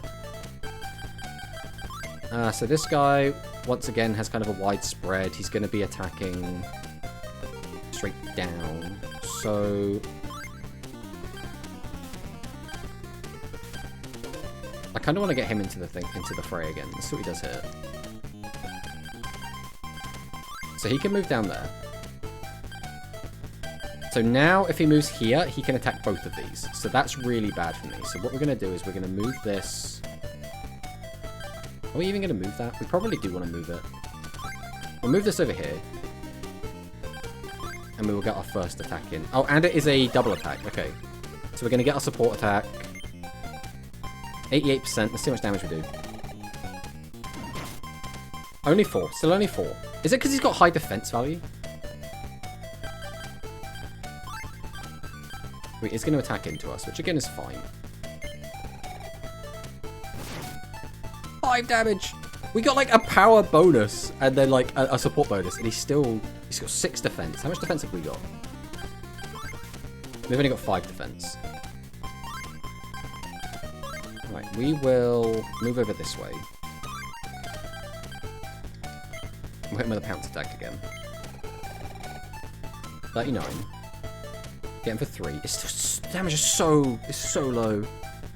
What is this, Tomato? This is Capsule Monsters. We are playing some Capsule Monsters right now.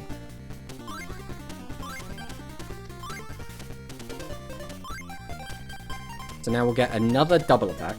I'm not quite sure about damage you deal. Not critical is supposedly his defense minus your attack.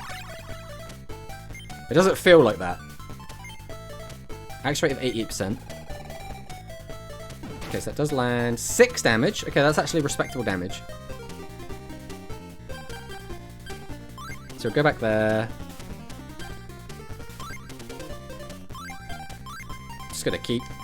I'm just gonna keep bullying him. Get him, lads. 90. Uh-oh. That was our first miss.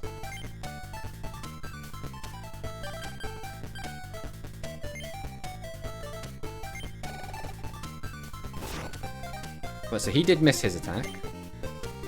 But now, we can move this down. And then this will be a team attack again. Support effect from an ally. Accuracy and attack power up. 85% accuracy. 12 damage. And we will kill the bird. That bird seems so good, bro. At least compared to the stuff I've got. Gain a star chip. Wait, did we not gain any XP?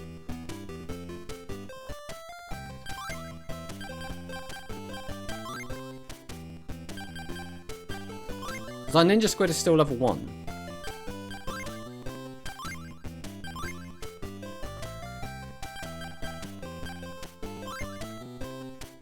We got the 5 star chips. I think we need 1 more star chip. Oh, Yugi, it's you. Today's a horrible day. Some grade schooler brat kicked my keister earlier. Compared to me, you're lucky, Yugi. I feel safer battling someone like you. Let's battle! Right, let's go, see what happens. The graphic is too similar to the Pokemon TCG one. I mean, yeah, it's like using like the same like size sprites, right? Preset formation. Yugi-kun's turn. Why is he like narrating the fight? My turn. Yugi-kun's turn. No, we'll just advance. My turn. Oh. Yugi-kun's turn.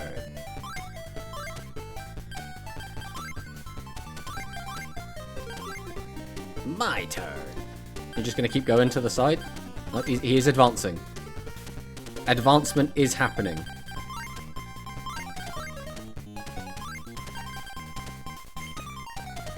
Accuracy rate of 88%. 34. Nice little slap for a nice 6 damage.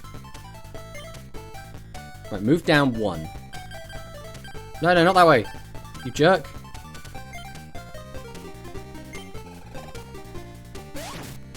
Five damage. Ooh, not a big fan of that. Well, now we just do this dance, I suppose. Hit him with a pounce attack. 51. We get him for another 5 damage.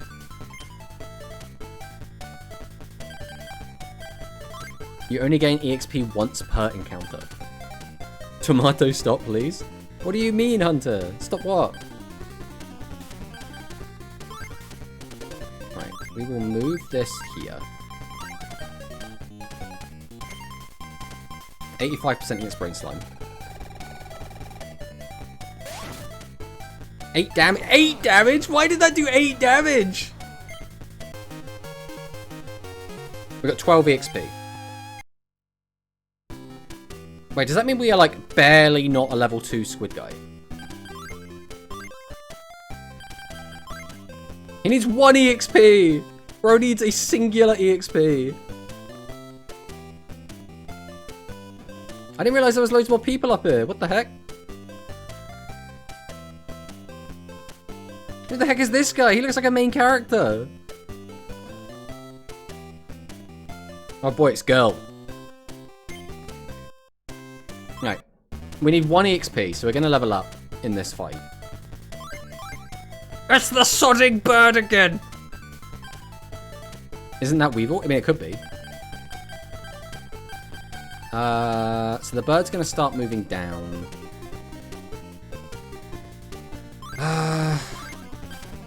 We'll advance this and see what he does. Okay, so that's his plan. He's going to now move down and start trying to swing in. So we'll go back here and see what he does. He'll probably just start moving down. So that's fine. Now, if he moves straight down, we can attack him. If he moves over that way. Okay, so we can attack him now. The downside is that this guy's also going to get attacked next turn.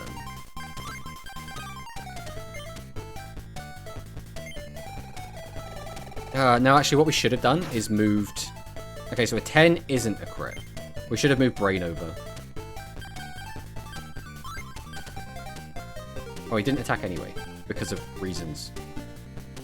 So right now, he can attack this guy. There's nothing we can really do about that.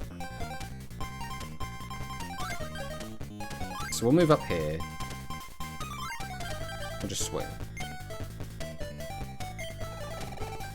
58. Hey, Victor, welcome. Hello, Sakadetsu. Hello, Mr. Tomato. Is this the new update for Rushdoll? Yes, it is. You get Mystic Tomato Capsule will you play it. I mean, we have to, right?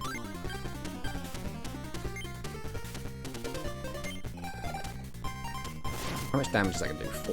4. 4 isn't a lot. I think we can probably tank that for a bit.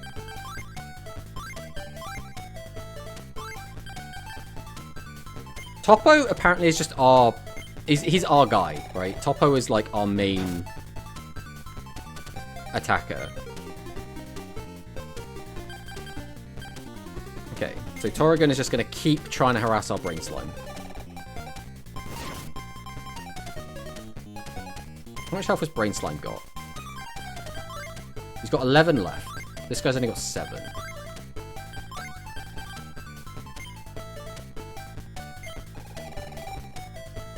So he's down to 4. Now the downside is he might not die in 1 hit.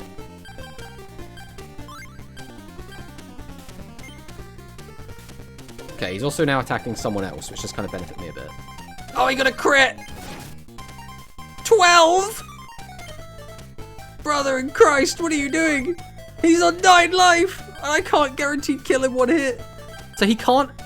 Oh, he can get out of the way, actually. But if he hits this guy for 12, he's also dead.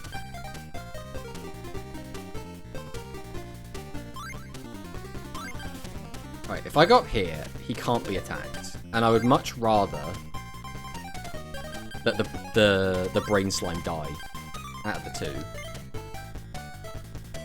No crit, no crit, no crit. Okay. Okay, and now we simply trap him.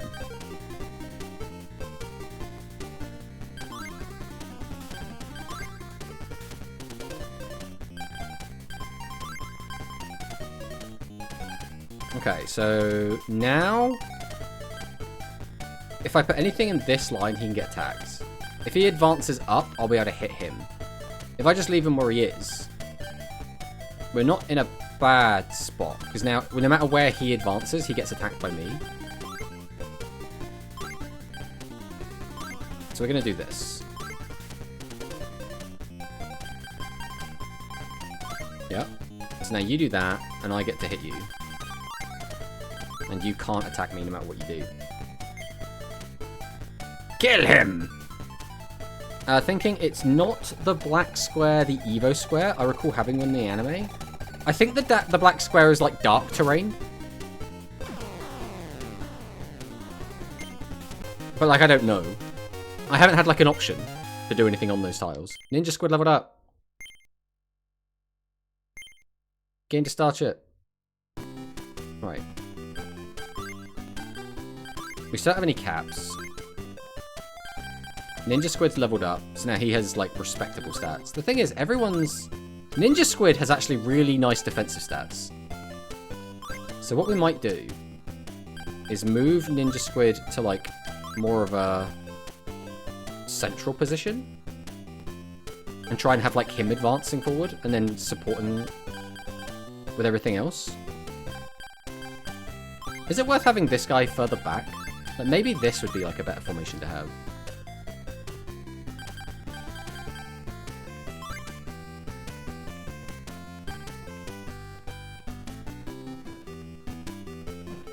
I kind of want to duel against everyone before I, like, clear the floor. So, we'll fight this guy. We'll beat everyone one time, and then we're going to advance up. Oh, that's music. Preset formation. Alright, so it's just... Okay, it's just him again. That's fine.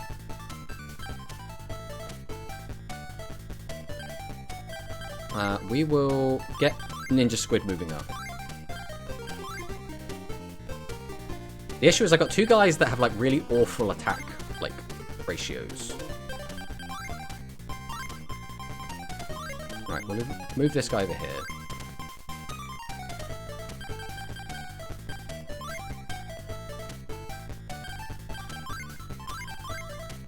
Right, let's see what this guy does with his little brain slime. Right, he is advancing down.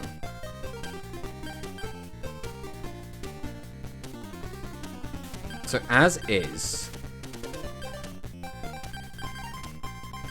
that's all going to move in there. If I start moving this guy over, he'd have to go... Okay, if I do this... Now, he'll get the first attack on me, but then I'll get a double up attack. Or not. He just won't do that at all. Come on, just come down. Walk into the trap. Don't worry about it. Yes! Yes! And then he just didn't attack because reasons. Oh, the triple attack! Support effect from ally. Accuracy up. Attack power up. It has an increased accuracy rate of 100... Oh, we pressed the button again. 100% against Brain Slime. So we cannot miss, right? 61. Boosh 12 damage. The Wombo combo. And then he just passes. Bro already knows he's out. Topo, get him. 83. 10 damage. Sit. Fire Emblem Yu-Gi-Oh! Look fun. Yeah, it's like, it's very old, right? It's kind of like Krusty, but like in a good way. Right, we haven't played against this guy yet. So we got like this guy, and then I think two other guys, and then we're going to try advancing, just going up next floor. It's Brain Slime again. I like Brain Slime because I can just kind of farm him.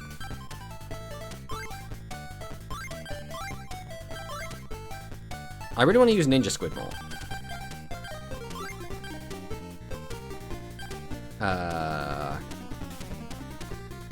This is kind of like an awkward position. I guess we'll just do this, because I can actually just attack you from here.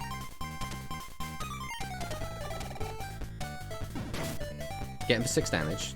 6 damage, bro.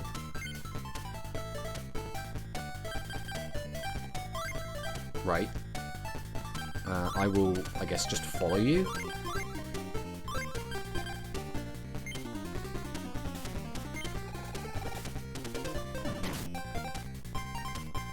But now, if you come over and attack me, I can just duck into my little cubby I've made, and then attack you for free. Why does he never attack me? Is it because, like, my defense is too high, so he's just like, nah, CBA. 4, so that's another crit. 12 damage, and he's done. 12 EXP, gain a star chip. On the plus side, oh, we got this guy as well. I forgot about this guy. Who is this? This looks like a character from, like, JoJo. Oh, Yugi, looks like you can get MCs from capsule machines. I had no idea. I have an idea. How about we battle with me if you wouldn't mind? Let's go. Let's go, kid. Oh, no. 2? Bro, you got 2 including the bird.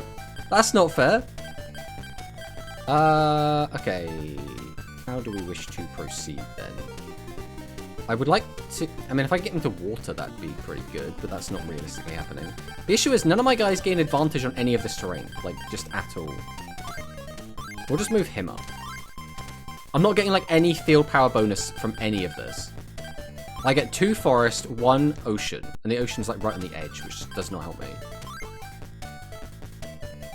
Eventually he's going to start attacking stuff that's too far over. This guy's just always in the way, this brain slime, to be perfectly honest. Let's move him here.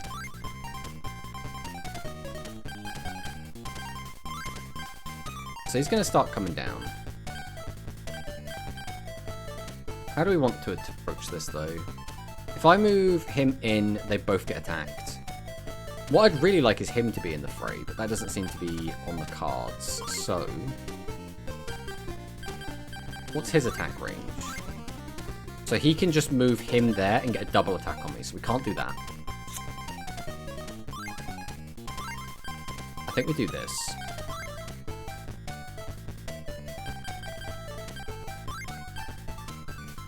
So that's kind of okay. Right, let's attack with this and see how this is looking. Action rate is 75. 64. We do 6 damage. Okay, 6 damage is actually kind of respectable. So he's going over to attack him. Interesting choice. We will take 4, which is fine. Your guys only gain advantage on old blocky 90s TVs. Oh man, I wish. So we can move him over here. No, if we move him over there, it actually makes it more annoying. Where do we put him then? No matter where he goes, he can be chased. If I move him here, he could get attacked by the bug. I think we go here anyway. Right. So he does. So he does. Oh, he's going to get the double. Of course he's going to get the double. How did I not see that coming? It's 5 damage and 5 damage. Ooh. He can't advance is the issue. Because if he does... Am I just like in a really shitty spot here? If I retreat, I get attacked again. If I retreat, I get attacked again. Because everything's just kind of in the way. I actually think my best play is to attack. I literally have to rely on his AI being bad for me to, like, actually get into it. Oh, no, because now he could double attack me with the bug. Oh, no. I think we're about to lose our little flying guy. Oh, no, he didn't attack. Okay, okay, he's an idiot. He's an idiot. Now we just need him not to crit us. God, our formation is in such, like, a bad way here. He's on 5 health. This guy's on 7. But there's nowhere we can move him where he's safe. Like, there's literally nowhere we can move him where he's safe.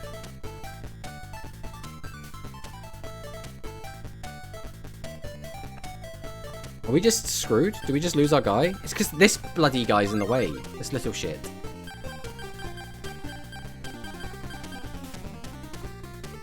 I think our best bet is actually just to attack here. Because again, there's nowhere we can put him to save him. If we get a crit, he might live. No. So he's probably dead.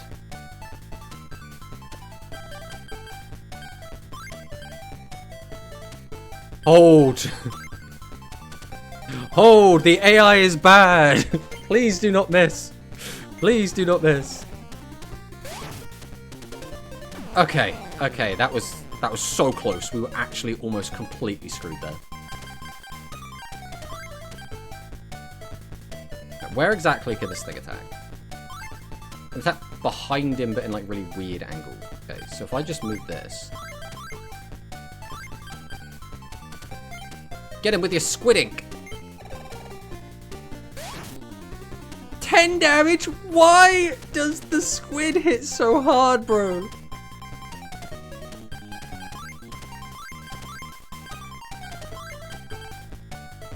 Right, I-beam. Support bonus. 89%. 59. And for 15!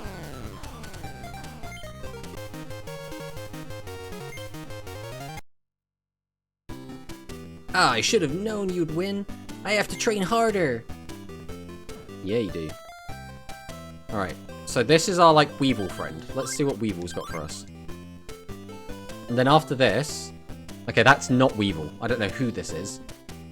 I can see myself as the winner of this tournament. I'll dodge everything you try with my ESP. Come at me. Alright, let's see what he's got. There's a lot of forest here. Let's just do this again. What? Bigfoot. 24 health, 7 attack, 6 defense, 4 speed, and he gets a bonus in forest? I love the Capsule game for PS2. First Yu-Gi-Oh game I ever played. Yeah, I actually did play it as well in my youth. I think we might be boned here. So you're my mountain benefit. I really want to fight with someone in the forest, ideally. Like, my stats barely keep up with his.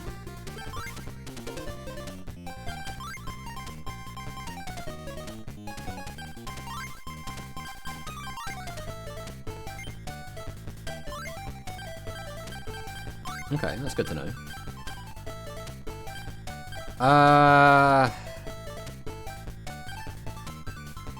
What's his attack range? Diagonal. Are they all exactly the same? Diagonal. Diagonal. Okay. So no matter how this goes, he's going to try and get in and diagonally slap someone. If I have 2 people like this, he can diagonally slap both of them. So what I'm going to do is I'm going to move this over to the side. Just to give me room to maneuver.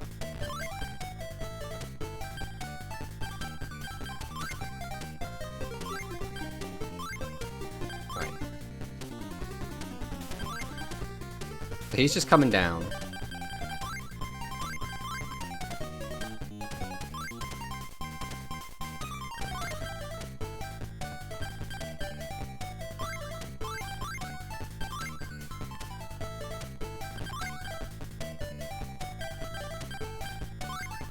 So if I move here, this might bait him into coming in.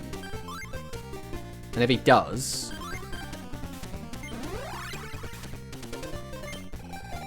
You got... That's not a crit, is it? It's just 11 damage?! What?! Are you joking?! He's on 8 health!! He has 5 attack. He's got 7 attack. He's also got 7 attack. Alright, we're just gonna have to try.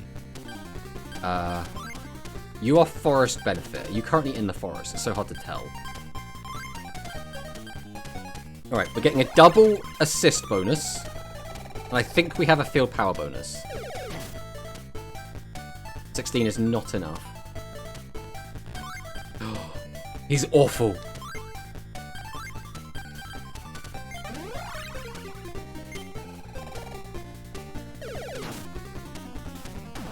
Bro. So he's going to start coming down. And he's probably going to start trying to slap this guy diagonally. So I can't have this guy getting slapped diagonally.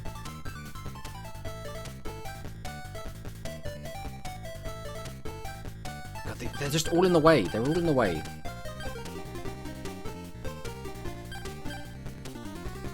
I could move him up, then he'll just move to the side and slap me diagonally. So that sucks. I could move him up. Then he can just slap me diagonally.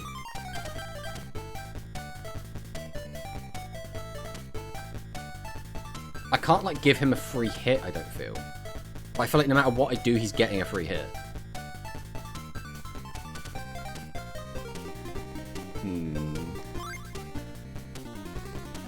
Alright, we'll move you down because you've already taken too much damage. See what he does. Okay, he's passing the turn. Right. So he is going to get this attack off, which is fine. And it's a crit! No! 14! He's on 7 life, Ninja Squid! You're my tankiest guy!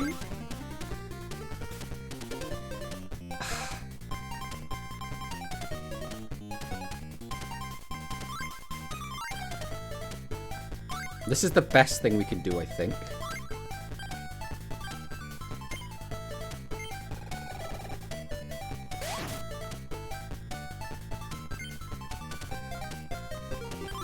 Oh, he's retreating. Oh, okay. We can maybe work with this.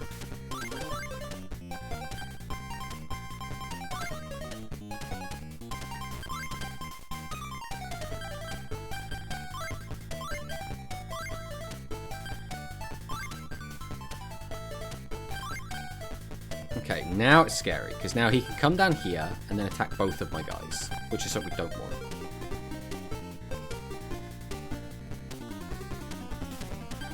If I move him there, he can just attack with that, and he'll start slapping him. If I move him up, he can move him there and get a double attack on me.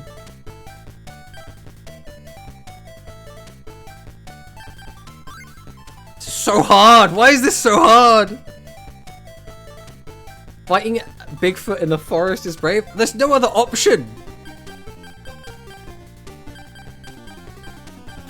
He's only got 7 life, bro. He's so dead.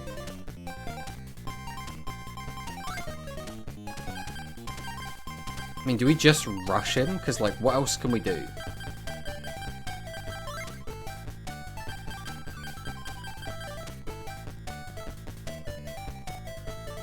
If we move that there, that doesn't help. If we move him up... Again, he's going to double attack, but he's going to be dead anyway. I think this is all I could do.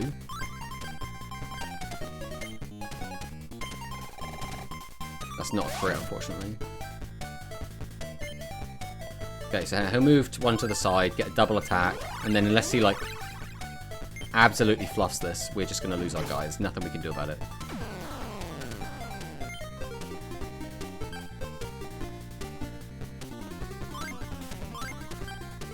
So we'll move this here.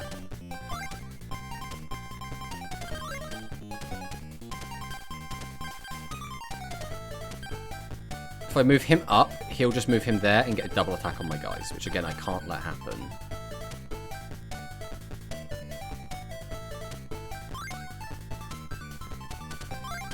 I think we just have to do this.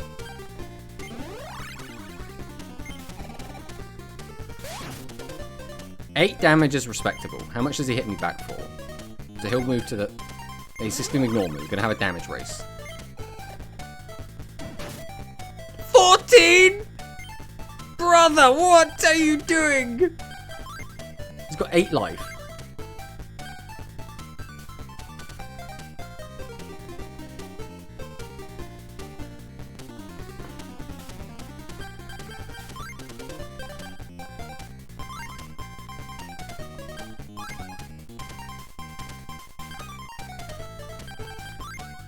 I'll lose my field power bonus.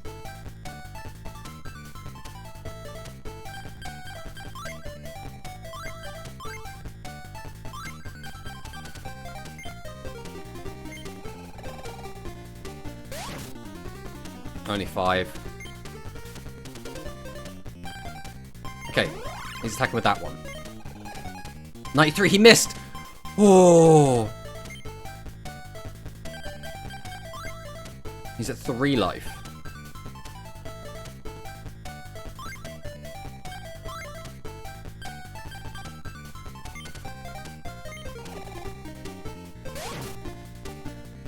Okay, we're saving everyone else at the very least.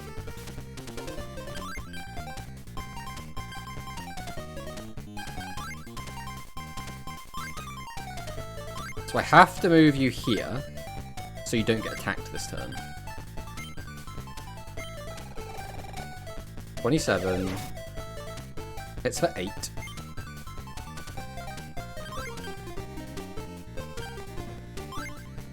Oh, I'm coming to get you.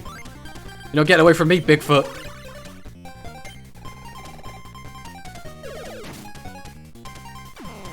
Alright.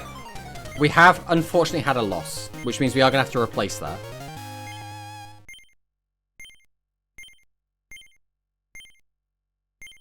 So all of our guys are level 3 now. But we started getting less EXP as we had more guys, because we were getting 25 originally, and then it went down to 12. So how easy is it going to be to level up a new guy? What I might do... Oh, this is going to get so tedious. Alright. I think what we might do is get 3 new capsules and level them up at the same rate so they get maximum EXP.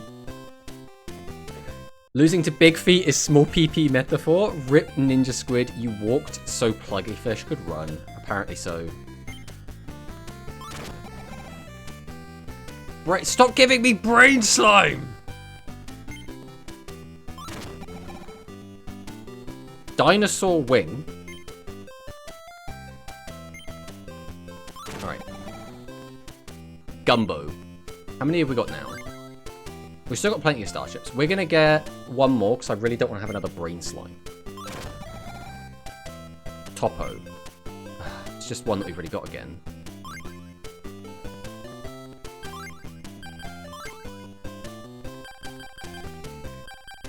So we have Dinosaur Wing.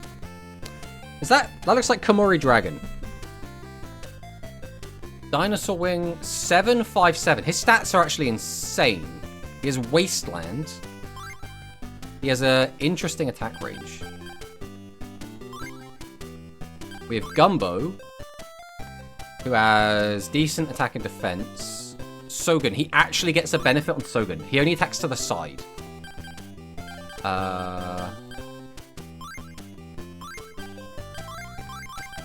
Oh, we have to take something else out.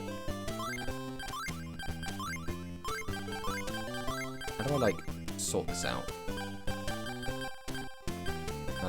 Eye Mouth, you just get taken out. Topo, you just get taken out for now. We have a new Topo, which I guess we're going to start leveling up this Topo now. So he attacks at really weird angles. I'm going to put him, like, over here. And then we have our spare Brain Slime. Did we have another one?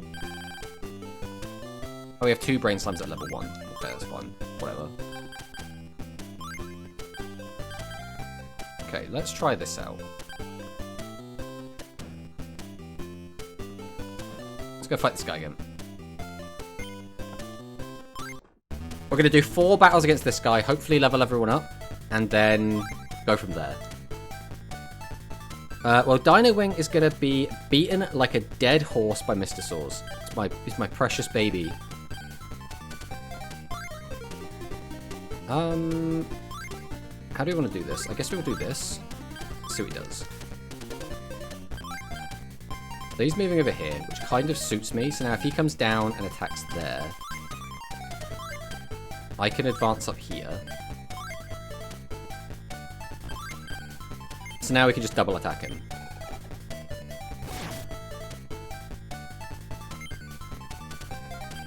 So who has higher attack out of these two?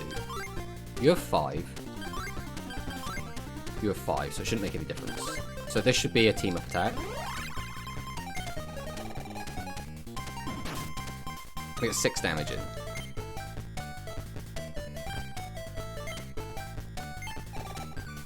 Oh, almost a crit!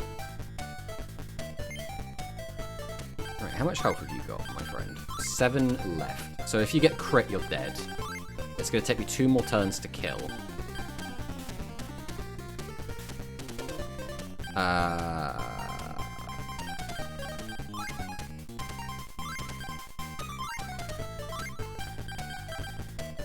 Dinosaur wing attacks! Wing thunder! 95%. We've got 27. 19 damage! Okay! Dinosaur wing apparently busted. What's with the rest of these crappy guys that I've got? Why am I playing with the awful units when I apparently could just have Dinosaur Wing? Now, I didn't know a Capsule Monster game of Yu-Gi-Oh! Was on Game Boy. I only thought it was PS2 with Capsule Monsters Called in it, because this was a Japanese exclusive. The only way to play this in English without, like, a fan translation is in the early Days Collection. Oh no, it's brain slime. How do we want to do this? I guess in an ideal world, these two just kind of stay next to each other. Let's do this and see what he does. If he comes straight down, we will just go get a field power bonus over him. Poison spit. 52. Slap for 7.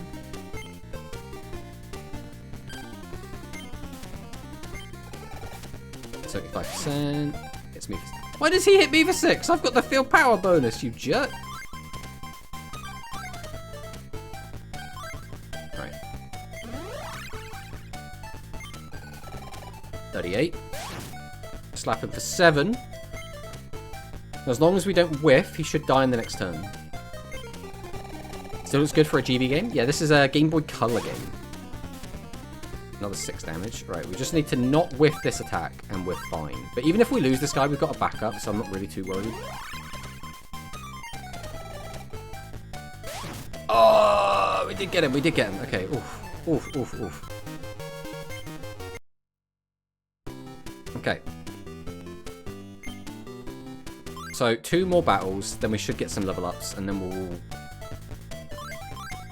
go and try and go up to the next floor and see what happens. So we have Beaton, who just has the attack at 1 range, right? So that doesn't really matter to us. And I guess we'll just start with this, right? So next turn he can start harassing me, so we'll start moving this over here.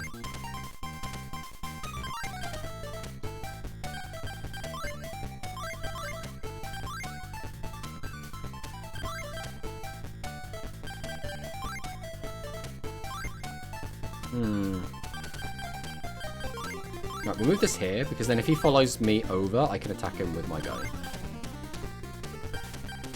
So now, we can just do this. Does this have PvP? I believe it does.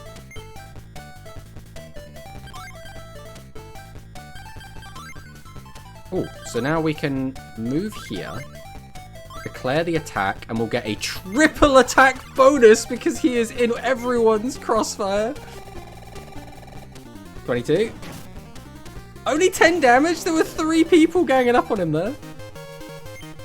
Right, last game against this guy. And then that should level up to level 2, which will put us in a better position. Can I play Gaia Metarion in this? I mean, maybe. Not Metarion, but you can probably play Gaia. You might be able to play Gaia. It's the fucking bird. It's back. Okay.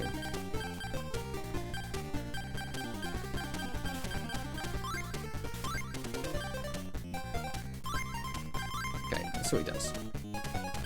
He's gonna go straight down.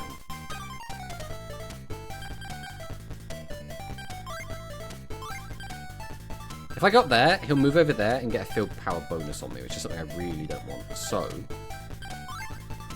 I'll do this. Okay, so now if he moves down, he can attack this and this. Which is not super beneficial for me. If I move here, he can move there, attack that and that, which is very annoying. This guy can only attack double across, so he's kind of in a bit of a weird spot right now anyway. So what I'm actually going to do is I'm just going to get this guy out of the way. Where am I?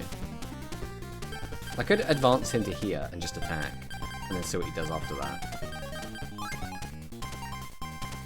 I get a bonus from being in the meadow with this guy. So this is my field power bonus, and I get a double attack.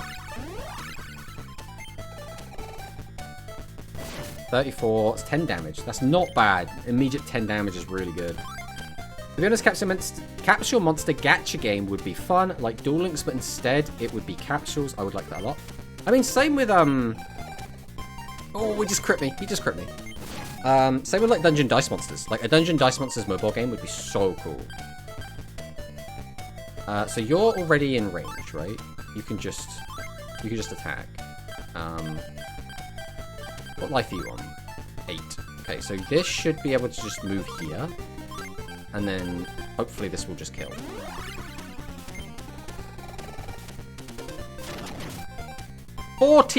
Why is Dinosaur Wing so strong?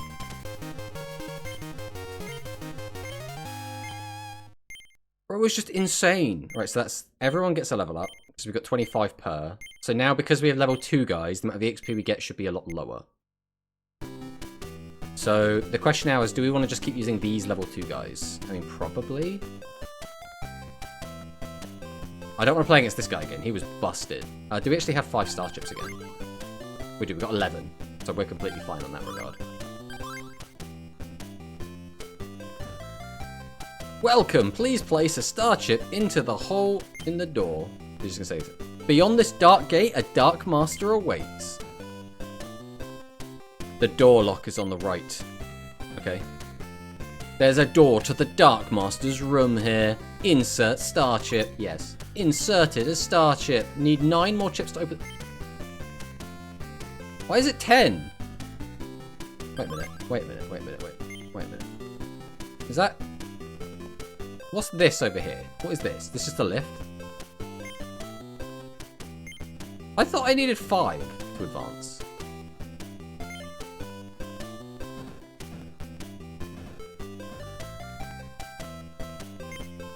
There's a crane gang full of cute plushies, not allowed to use any. So this is just like a random arcade, is what I'm learning.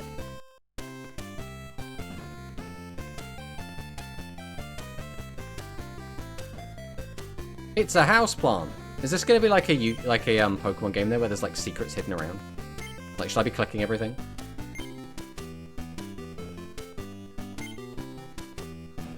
I kind of just want to like get my own...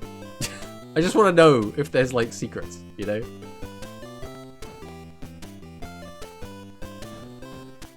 I'm going to click on each houseplant once. I just need to know. Alright. It looks like there's only advancing through the door. I think that seems to be the only thing we can do.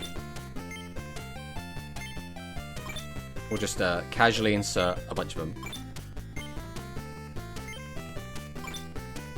5 more. 4 more. 3 more. 2 more. You have to click on the plant twice to get an item? No, I don't believe you. 1 more.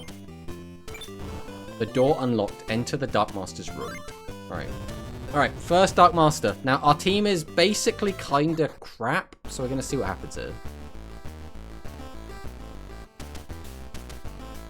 Hey now, it seems you finally collected 10 star chips. But do you truly have the skills to face a Dark Master? Let me test you, hehehe.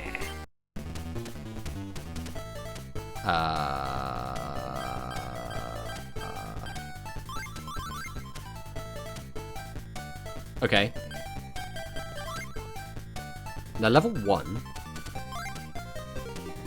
And these, are they going to be exactly the same as mine with Tomahawk? Yeah. Okay. So in an ideal world...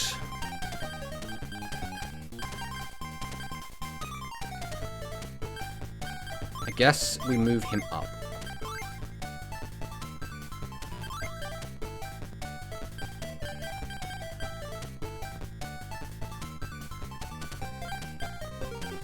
What tile is he on? How can I see what tile he's currently on?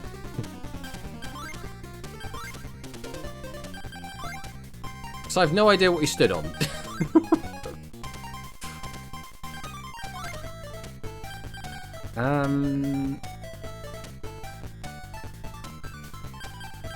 If I move him, he can get attacked. If I move him, he can't get attacked.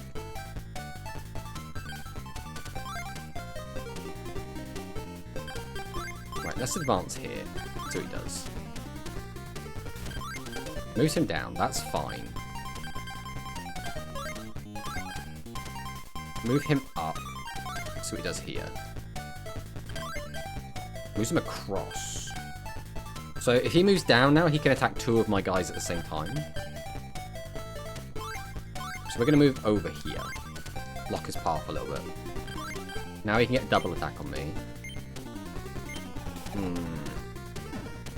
He did miss. And miss. Okay, so now we're in a bit of a weird spot though. But what I can do is this.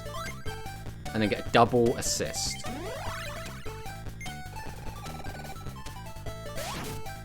$14 damage! He's probably just going to do the same attack again. 63. So he misses 1, but he does land the other one for 6 damage.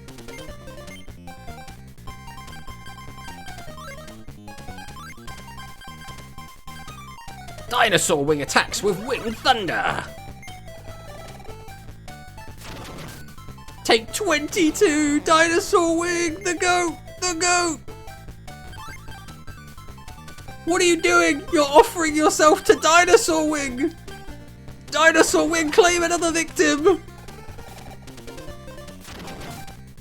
22 damage! Bro, it's busted! So he'll move down here and then get a huge attack on me. We don't want that to happen, so we do unfortunately have to give up on Dinosaur Wing here. Go get him! Alright, so we're fine here now, right? We just attack with this. A 1! A natty 1! 24! Jesus Christ! Okay.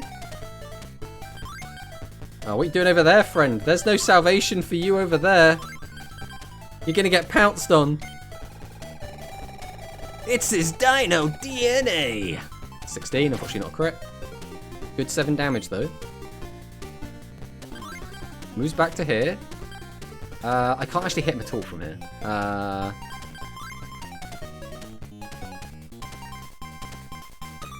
So he's on 18. He's on 16. Do we really want to get into a damage race? That's probably not a good idea. Alright. My plan is to end my turn without doing anything. Yeah, that's what I thought. That's what I thought. What you gonna do? You gotta make a play. Take 7 damage. He's like, quickly hide again. It's like, pass. He's passing. We pass. Yeah, that's what I thought. And you've walked straight into my trap. It's time for Dinosaur Wing. Get him. 11. Oh, almost a crit. 20 damage.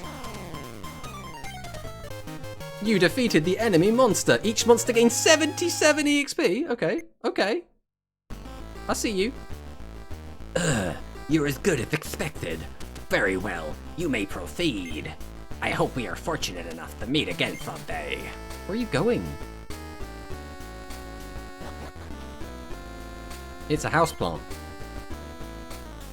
It's a houseplant. Right, how are we looking with our guys? Are our guys close to leveling? Because they did just get 77. 23? 23. They should be getting 13 per. So if I go back I should be able to do 2 fights and level everyone up. Which, considering I'm about to do a boss fight, seems like it's a good, sensible decision to make. And doing 2 little fights shouldn't take long. It's a bug!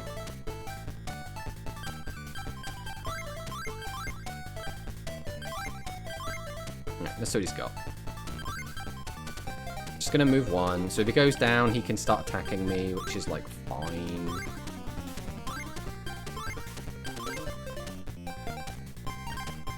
Just gonna pass. Okay. I will slowly start encroaching on you. Right. He could have attacked me there, he chose not to. I guess we'll just start attacking. We should be able to absolutely outdamage this guy. 84, that's a miss. He's just gonna... Okay. He's just put himself right in the firing line. Actually. You know who needs a little bit more action? That's right, it's Dinosaur Wing! Wing Thunder! 13 damage. He's retreating!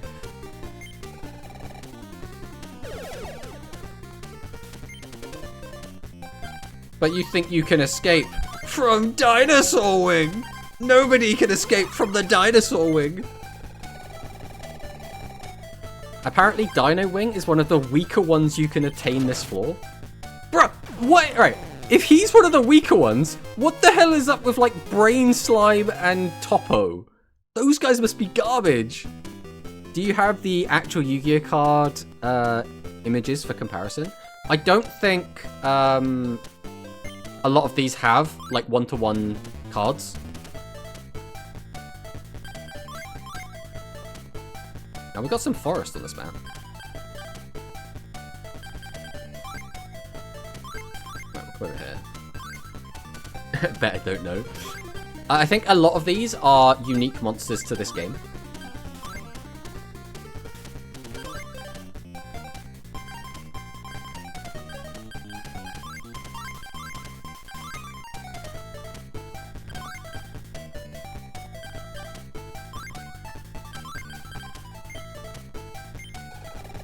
$62.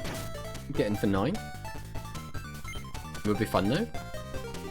They're grouped by drop chance. So according to the wiki for the JP game, everything you've seen so far is high drop chance. Okay, so I've got like all commons, which is like expected, right? Oh, I clicked stay instead of attack. Okay. Go get him, Topo. Okay, so we should see some level ups here. Topo gained a level. HP increased by 3, attack by 1, defense by 2, speed by 2. Brain Slang gained a level. HP by 3, attack by 1, defense by 2. Gumbo gained a level. HP, attack, defense, speed. Dinosaur Wing gained a level. HP by 4, 2 attack, 1 defense, 1 speed. And we got a star chip. Okay. So now that everything's level 3, what we could even do, now that everything's level 3, how are our other level 3s looking? They need 78 EXP to level up. These ones need 99 still. Do I grind them until they're just at the same point, or do we not care that much? How much EXP are we going to get per at the moment? I think it's going to take a while. Because it'll be... Let's say they get, like, 6.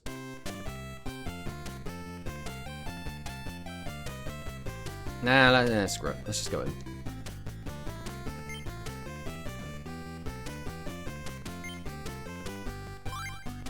If it was going to make me pay again, I was going to be like, what's wrong with you?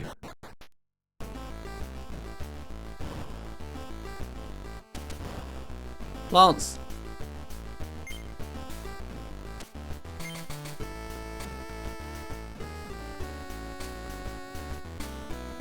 What is this? So this is like a big... Okay, so it's Mokuba.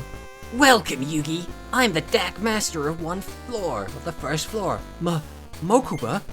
You're going to fight me in my monster world, starting right now. Please, go easy on me.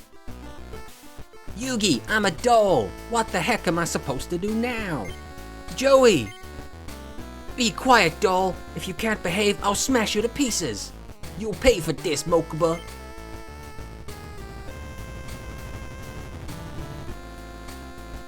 Keep your dirty hands off that doll. Heh.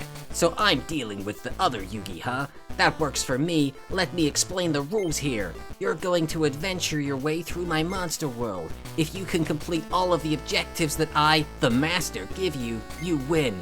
But if you lose all your MCs in battle, I win. Then it'll be game over for you, and you'll never be able to reach the second floor. Mokuba, you're saying that the door will open if I defeat you. Like you have a chance. You're gonna perish at this stage, along with your friends. Now, let the game begin. Ooh, we got some cutscenes. So this is like the... This is like the finale to Season 0, where like Mokuba turns everyone into like RPG pieces, I guess? What the fuck? Yugi, you are an adventurer in the monster world. You and your monsters wander the land. You come to a rural village located in a vast grass... Bro like sits down and he's like, Yugi, we've turned all your friends into dolls and we've kidnapped them. By the way, let's play Dungeons and Dragons. Visit the grassland area. The village has been at peace, however, trouble has recently arisen. The adventurer must solve the troubles afflicting the people of the village, collect intel, and save the imperiled villagers. That's the goal of this adventure. Okay. You've reached the grassland village of Mejiha. Are you an adventurer? Welcome to this rural village. Please make yourself at home. Okay. It seems that water's been pumped from this well. The table has been wiped very clean. The table has been wiped very clean. Give me free stuff. It's an RPG, give me free stuff. What about the tree?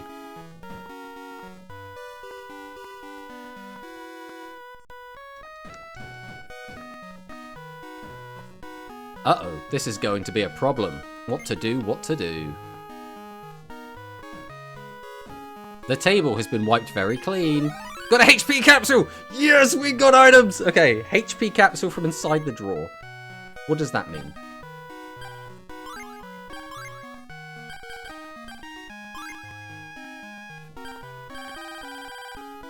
Do I just give something extra HP? Is this a one-time thing? Do I need to keep this for something good? Do I use it on Dinosaur Wing? There's a barrel here. Inside with the defense capsule. There's a barrel here. There's nothing inside. There's big trouble at the mayor's house. Okay. Oh, I don't know what to do with my capsules now. I've got like choice paralysis. There's a barrel here. There's nothing inside. There is a shelf with neatly placed items. The table has been wiped very clean. The cave of darkness located beyond the grasslands east of the village. Oh, what a terrible thing. My daughter has been kidnapped by monsters from the cave of darkness. The monsters demand the secret treasure in exchange for my daughter. If we give the treasure, the divine protector of our village will be enraged. What to do? That's weird, man. The table has been wiped very clean. You just, like, repeat the same thing. Okay, it looks like you just do. Demand the secret treasure. If we give them, divine protector of village will be very enraged. What to do? Okay, that's lovely. Clean the tables! That's D&D. Bro's just role-playing. That's basically RPG. Like the one in the Tristan event. Doesn't the role-play drain your vocal cords? It's not too bad. The table has been wiped very clean. Before taking on the monsters, select MCs from the menu and use the form to decide on the positions of the monsters. Thank you, strange shrouded man. The old man next door has been started losing his marbles. He talks gibberish. Poor guy. Why is there just like... The table has been wiped very clean. Do you know what a field effect is? Each monster has a field attribute, and during battle, if they stand on the terrain of their field type, they get stronger. Did you know that? I did know that. I did actually know that. Right, I don't think there's any more loot. But I mean, what do I know? Clean the tables. The question is, why were they cleaned? It feels like you talked to the NPCs in the wrong order. Those are some FF1 dialogues. I think something's wrong with those tables. They look too clean, beyond ordinary. What are they trying to hide? You've reached the eastern grasslands. Every 10 steps, roll a dice for a 30% chance of a monster encounter. If you roll 30 or less, you'll encounter monsters.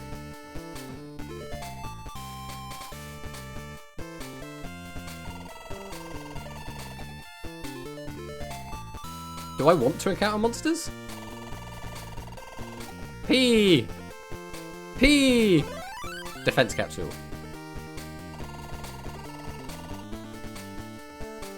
You didn't roll above a 30% appearance rate, so now a monster will appear. A monster appeared. Thank you. Thank you for letting me know that. That'll do. Snake! This is still level 1. It has decent speed. And it wants to be in the forest. It can attack diagonally. Okay.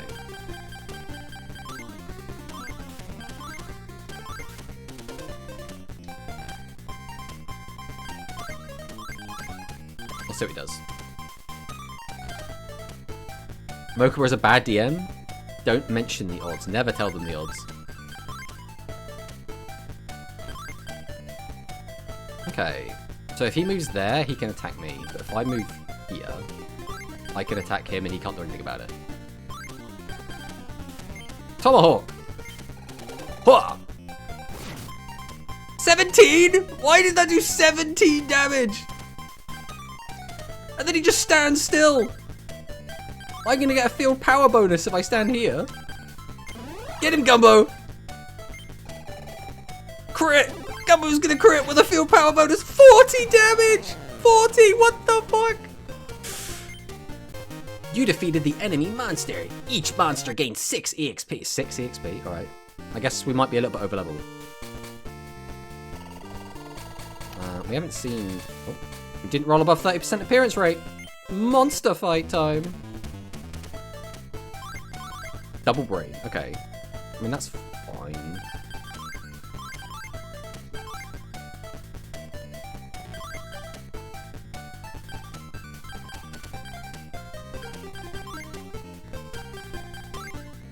I mean, if we're going to go for the field power bonus, we want this to be here, right? Oh. He doesn't want any of my bullshit.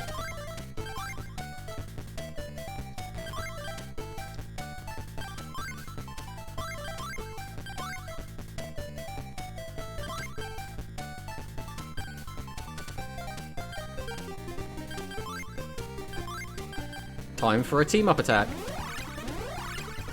Accuracy rate of 100%. 31 without even a crit.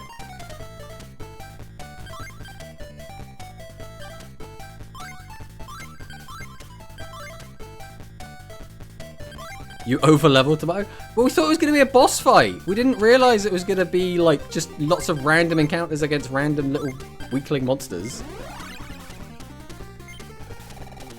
54. You defeated the enemy monster. We got 12 EXP for that, I guess because there were 2. Alright, how's our guys looking right now? So these guys need 81. These ones need 75. So they're all like kind of on the same group right now, which means what I could do is mix and match. So do I want Eyemouth? It would just be Eyemouth. Do I want Eyemouth in the main formation? I mean, Brain Slime's kind of shit.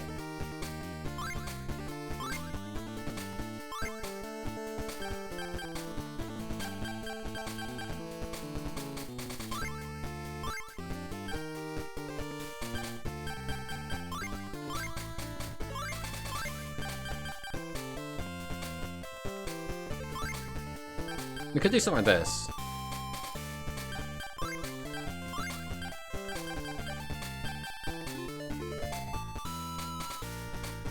Right, that's where we were before.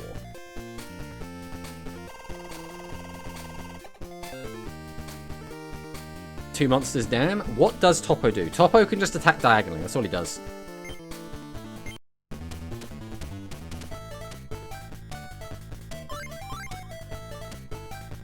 Oh no, not a brain slime.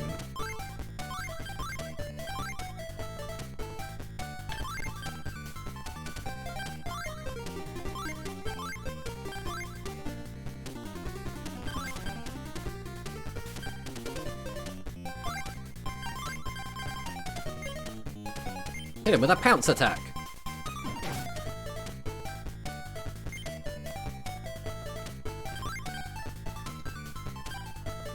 You fool. You've moved into his attack range.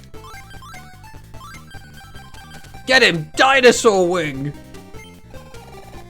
With a crit! He's so dead! 38! Dinosaur Wing the goat! So we've got two different directions we can go. So that's another fork in the road. Where does this way go? Another monster encounter. That's like every dice roll we've got recently. It's just all been monster encounters. Okay, so it's just him on his own. Not going to be too bad to deal with. What we will do, though, is start moving this guy over. We should be easy to be able to get some double attacks on him.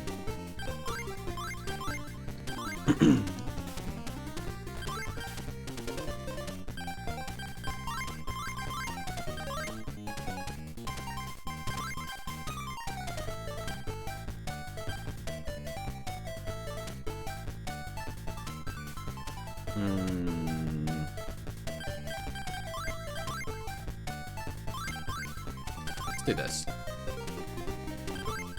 Tomorrow, we're confused by the map.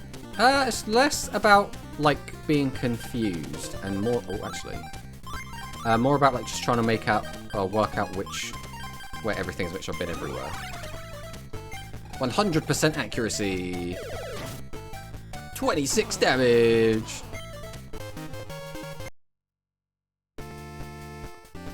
So this should just take back to the main start area again. Okay, so we've been everywhere. We've been everywhere.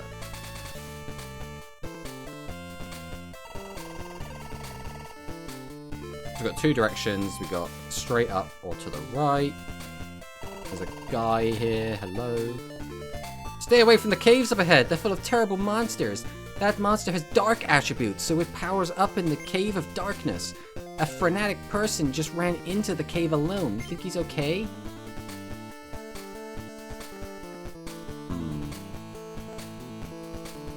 I bet this is the way forward. This is going to be like the critical path, but I need to check. Hey, Dark Tuna, welcome, welcome on in. He's got the snack again.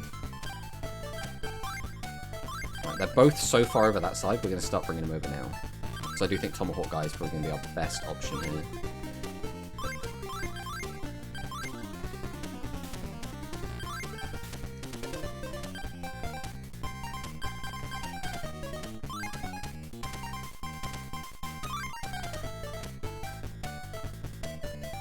He can only attack two, right? Yeah. But we will move him here. That's what he does. Moves that over, that's fine. Because now, I can move this here, and then if he moves down to attack me, which he's not,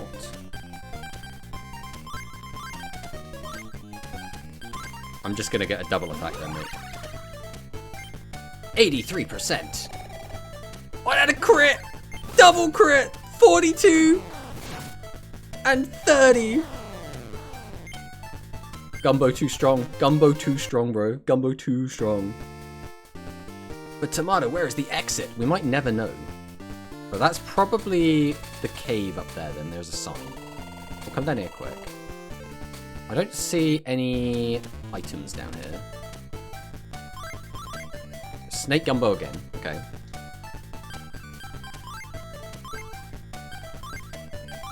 Let's see what Snake decides to do. I'm gonna move Gumbo.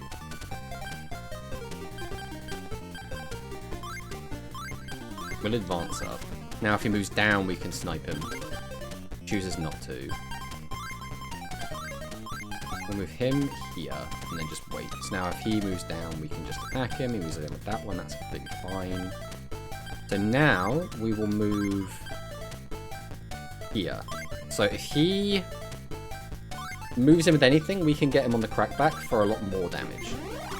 Yeah, so we are completely fine here. We'll do 11, that's fine. Does 7 damage. Gumbo's tanky, he can take a hit.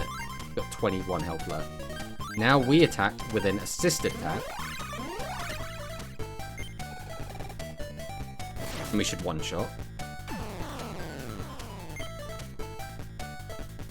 But hello, Shelmy, hello, Icy Gamer, welcome on in everyone.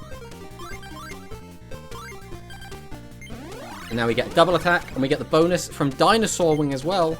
So this should be a nice clean one-shot. And it's a crit! And it's a crit! 68 damage! 68 damage! What the fuck? That is so much damage. That's actually so much damage. And we get 18 EXP for that as well. So assuming there's no like hidden items, that should be that. So if we go up here, we should see the Dark Cave, right? No! There's one area I didn't explore yet. I need to check the last place. Nope, we managed to avoid combat.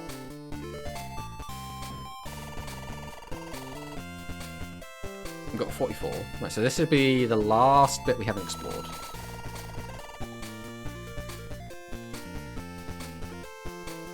And there is a capsule, so thank God we came back. Attack capsule, okay. Yeah, we should definitely hit Icy up with the exclamation mark Icy. Everyone knows Icy, everyone loves Icy. One of the best speed streamers on the platform for realsies. Been playing the Cyber Dragon deck lately. Although, it does feel weird to see Cyber Dragon seeing so much play and never seeing a fusion hit the board. Like, it just feels strange to me. Alright, Snake moves down, and then we just absolutely obliterate this man. Okay. Oh, no, that was the wrong button. Don't worry, I'm sure it's fine. We will simply attack now. This is probably even going to be a one-shot. That was a miss. That's awkward. He'll move over, he'll get that attack, but he also has just moved himself in the triple spot, where he's going to absolutely get obliterated. Wait, everything! This is a quadra attack! This is my entire team teaming up for this attack! 93?! Right, only 57 damage. 93. Okay, so maybe there's no like crit miss then. True, they should get their other fusions. How is Capsule Monsters going? It's going alright. It is not exactly what we were expecting. I wasn't expecting like RPG random encounters. You've reached the Cave of Darkness. Every 8 steps, roll a dice for 30% chance of a monster encounter. Okay. Oh, there's a monster pattern. Okay, so this should be mostly darkness. Okay, so this is fine. What the fuck is that? So it's level 2. Okay, so this should be a step up in difficulty. Wasteland, it has Skull Breath, and it attacks in like a weird in front of it and over there formation. Okay, that could get a little tricky. For now, we'll move over to the side. It's going to move around his snake. Okay, fine. We're going to kind of cower down here for now. I think this is the best thing for like our strategy.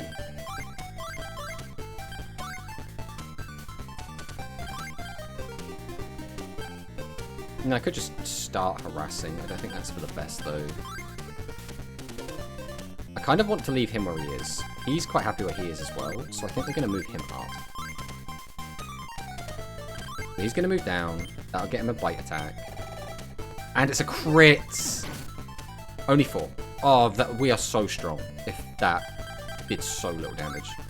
Right, but now Dinosaur Wing is completely online. And it's going to absolutely obliterate this snake. 93%. 66.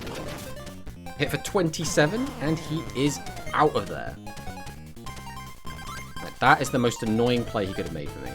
So he can attack just to the side, like directly beneath him, which is annoying. So we'll move here. So he can't attack us. But he can attack directly to his side. He's level 2. I think we should be okay to trade.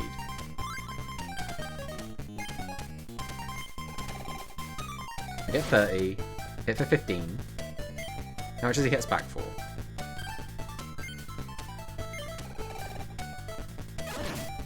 4. Yeah, we should be. I think we're gonna be fine, guys. I think we're gonna be fine. I think you guys are just panicking for no reason.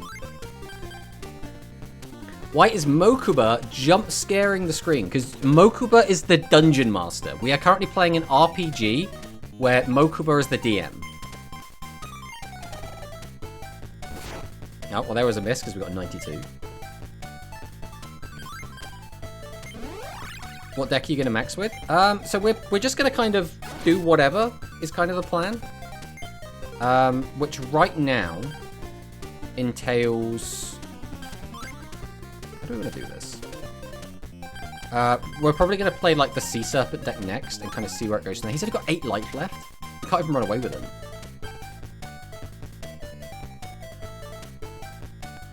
Alright, what sets me up the best? If I move over and attack him, he moves here and attacks me. If we don't die, we're fine. If I move him down, that sets me up the best. So we will attack with this. 90! Oh, 2 misses! Oh no, please tell me we don't lose a guy to this.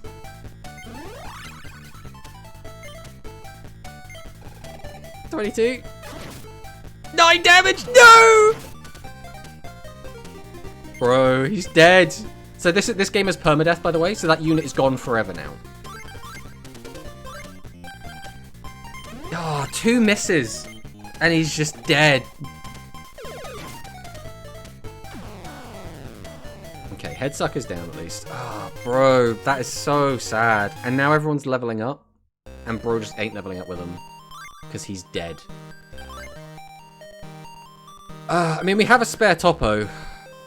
Only Eyemouth leveled up. Right. Topo the spare is coming in. Right, that was a dead end. Is that Joey I see? So what does that mean? Joey's just like in the RPG? That's Dinosaur Wing! He can't have Dinosaur Wing! I don't think I've seen many try that one. I mean, we basically are just going to keep making videos on all the new decks, right? So we'll just play whatever. Because, like, maxing is, like, it's so free. Oh, bro. You can't just drop my own dude on me like that, okay? That's not cool. Now I have to play around it very specifically as well.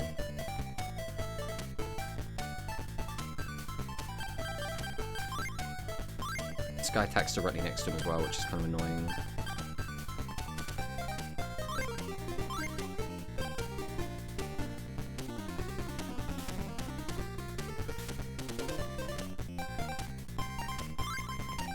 Right. Let's see what he does here. Chooses to do nothing.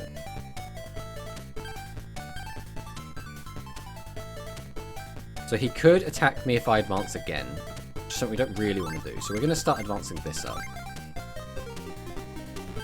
Okay, he's moving down. So now if he moves down there, he still can't actually attack me. If I move there, he still can attack me. So we'll do this. Okay, so now he can move down and attack me, but I can't attack him back. But what I can do is move here and attack with this. 15, this should hit him for a chunk. 17. The only issue with this is he can now get a double attack off. 96, okay, so it does not matter at all. Wait, he attacked himself? So if you fumble, you do damage to your... that has not come up yet.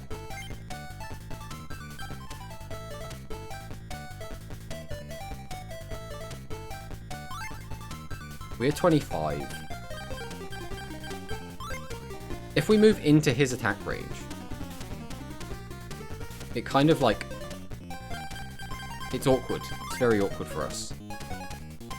If I step up here, he could move there, which is something we don't want him to do.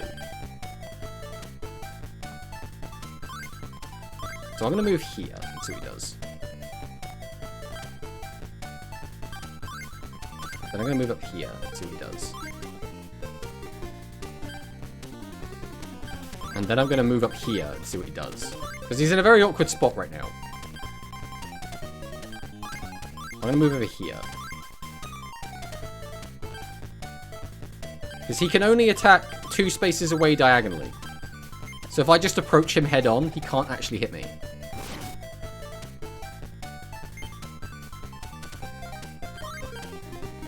Oh, where you going, buddy? Where do you think you're going?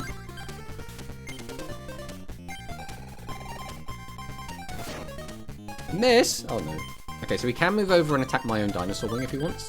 But now he's going to get double attacked. And he misses anyway. So we have field power bonus, and he's going to get double attack because we have an assisted attack.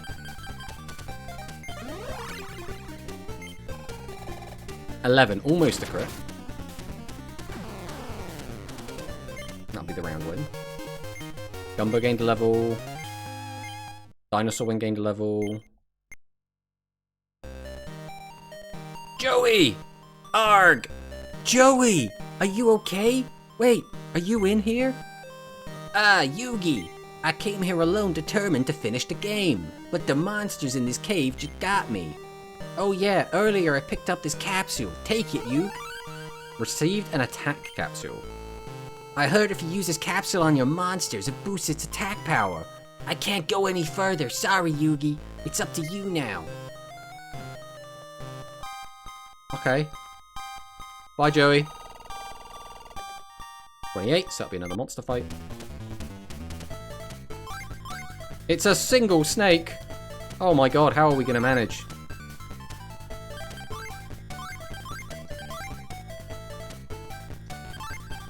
Always coming. Who wants it?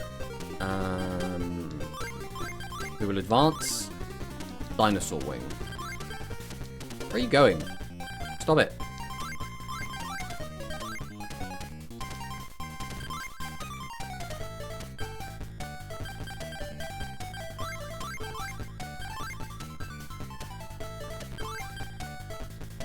Okay, so now we can move here and attack with Dinosaur Wing with a field power bonus. 49! 24 damage, and he is out of there. You defeated the enemy monsters.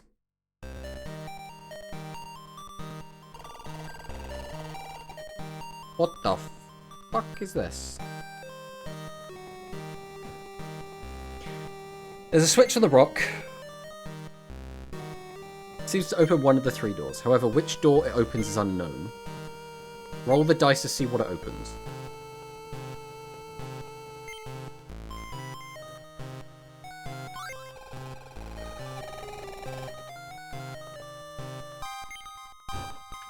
Okay. So I got an item. A monster appeared. But can I, like, go back and do it again, or is that it? Is this just the only item I get?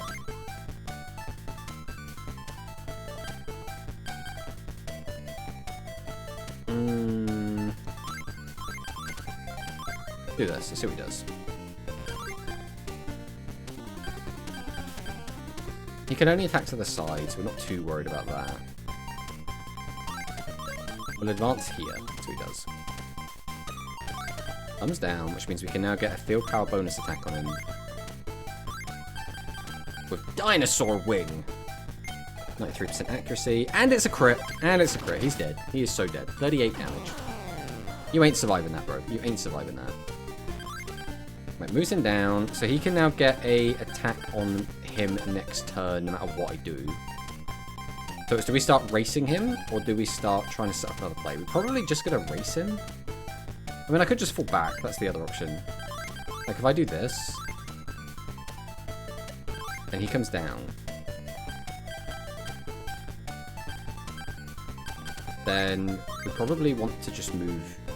Do we want to do that? Depends what he does. We'll just do this. We will attack into this. He's going to get a double attack on us, but only 8 damage. Christ, he's weak. So he'll... Oh, he's just going to attack there. Wasn't expecting that. 95, so that's going to be a miss. And he hurts himself again. Man, that fumble mechanic is actually going to get me killed, I swear. So we can move here. And then we can attack. And we get a bonus because our ally is in range as well. 90! Uh-oh. Oh, so it did still hit, though. It did still hit. And we get a one-shot. Always nice. Always nice. Alright. Can I press the button again? Or is that it done? Looks like we can't interact with it. So is this the exit? No. So there's still a whole other route to the side we haven't gone to yet.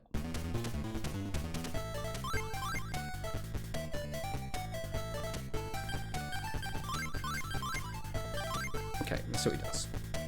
Probably just going to keep advancing forward.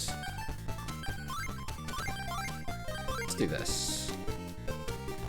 He does move to the side, which is a little bit annoying, but it's kind of also fine.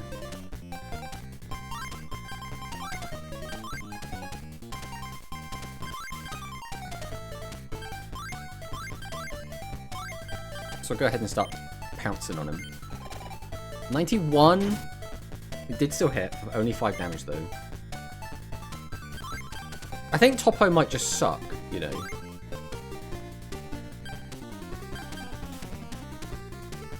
We can't get in range to hit him no matter what we do. Not on one turn at the very least. Alright, we're going to let him hit us. We're just going to let him smack us around a bit. 68. And it's a miss anyway. Yeah, that's perfect then. So now, we can move in a guy that actually deals damage. 17. It's a nice chunky 16 damage. Then he can attack me back and he'll get 2 attacks, which again is fine. He'll do 7 and 2.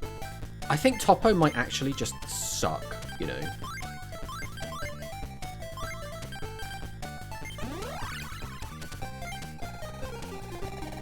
$53.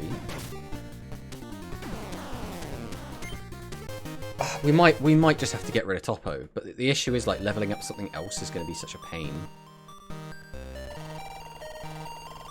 Switch on the rock seems to open one of the 3 doors.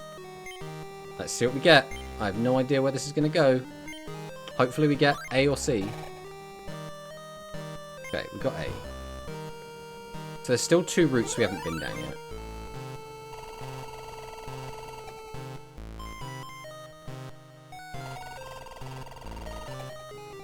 Another monster fight.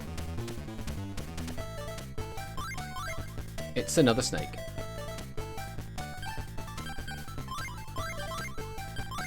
We'll just advance with this guy. He moves down.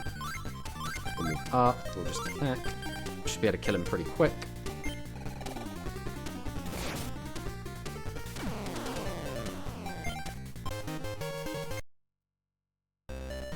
I need to go back and like check the other paths, but like... Oh, another one. Why are there so many? Alright, once again, A or C. So looking for like a low number or a high number. We do not want 40 to 79, I guess. Okay, we'll take it. A defense capsule. Well, that looks important. A monster appeared. Alright. Reset formation. It's a snake again. Right, we'll just advance. I'll gobble up. Advance up again. We'll just swing. That will be a nice clean one shot. 3 EXP, a whopping 3.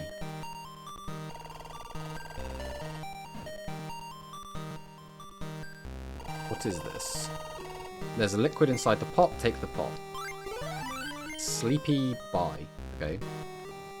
I don't know what Sleepy Bye's going to do, but we'll find out. A monster appeared. Okay, it's a Gobbo this time.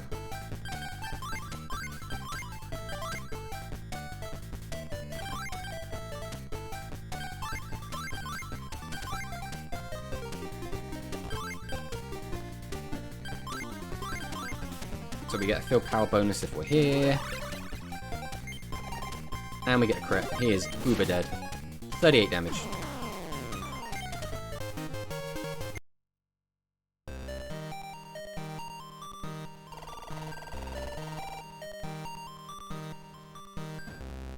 Bro, no relaxing while on lookout. You get carried away so easily. Sigh, it's boring being on lookout. I want something that can get me relaxed. Whoa, you've got something good there. Give me some of that tasty looking beverage. Gulp, gulp. Ah, so good. Hiccup. Whoa, that stuff really hits the spot. Well, alright, I guess a little can't hurt. Gulp, gulp. Okay, so we got them drunk. And now we know why this game never came out in England. In England? In the rest of the world. In non-Japan. What do we do with this? We'll move to the side. Let's see what he does.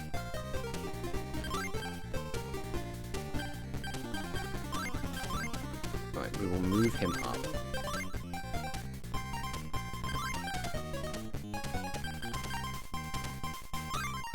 I mean, I'm perfectly set up now for a big combo attack.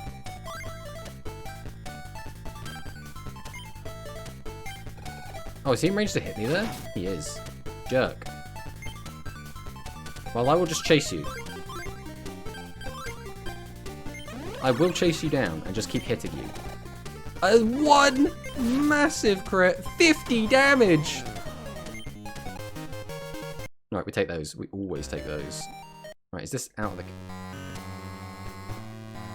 Ah! Help me!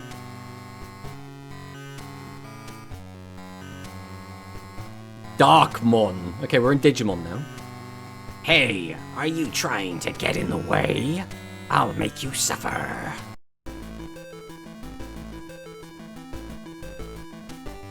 I mean, I guess that... Okay, so he's got 2 dinosaur wings. And Feral Imp. Okay, we're against the Feral Imp. Level 4. 50 HP. Yami is its attack. It actually has really weird attack ranges. Is there a way we can play around that? These guys just have the exact same, right? Wing Thunder and Wing Thunder, so they should all just be attacking the same tiles. He is in, like, the absolute worst spot for this fight.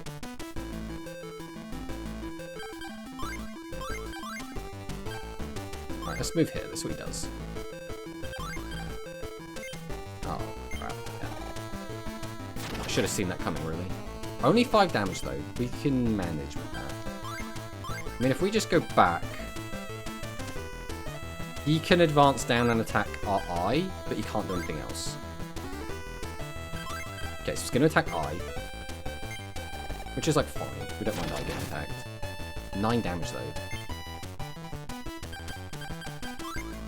Right, we'll move eye over, so now he can't be attacked. He's going to start coming down. What's his attack range exactly? So he, next turn, can't make him attack anyone. Oh, he can. If I move here, he can attack him with that. He's already taken 5. The alternative is we just don't attack, and we just start moving stuff in. Because I could do this.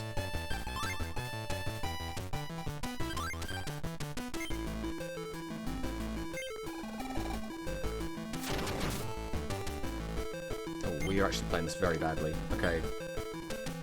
We need to start rectifying some of these mistakes. If I move him, he gets attacked.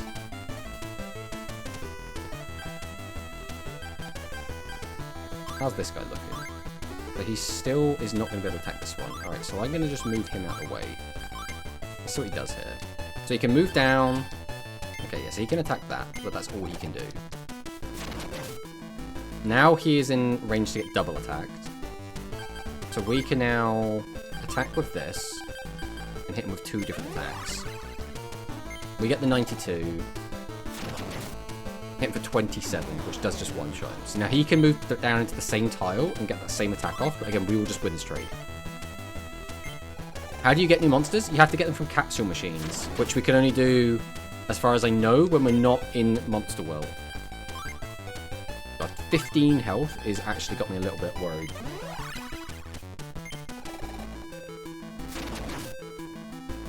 Okay, that's him dead. So now it's just Ferrolimp to worry about. Ferrolimp has really weird attack range. If we go back and have a look at him again. So next turn he can move over 1 and attack him.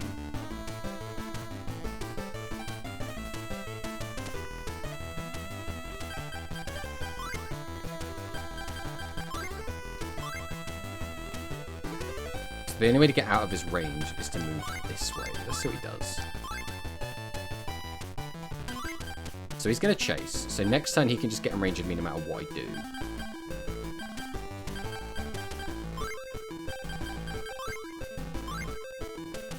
Because if we go down... I guess I can move down, and then he can't. But then he moves down, he gets to attack that.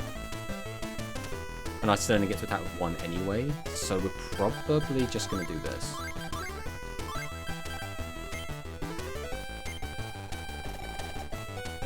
So basically you select your team previously. Yeah, only 2 damage?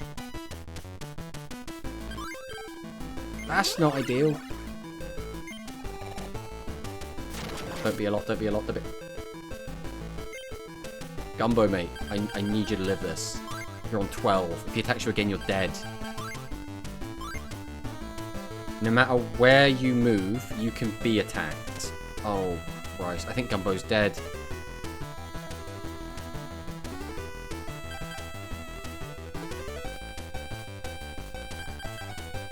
Is there any way we can save Gumbo?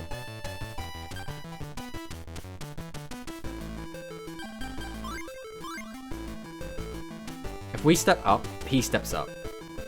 And then he can hit both of our guys at once.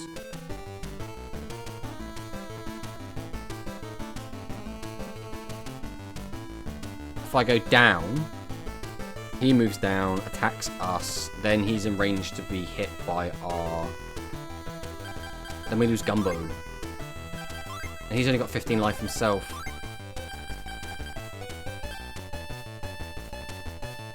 But we're only hitting him for 2 with our other guy, so that's never going to work.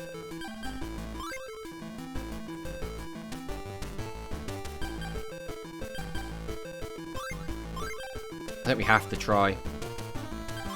That's all we can do. Okay.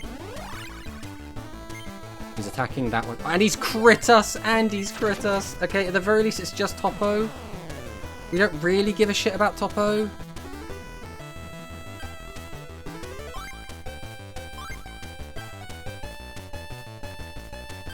Oh, this is pain. So he can only attack on those 2 tiles. So I'm going to move this up.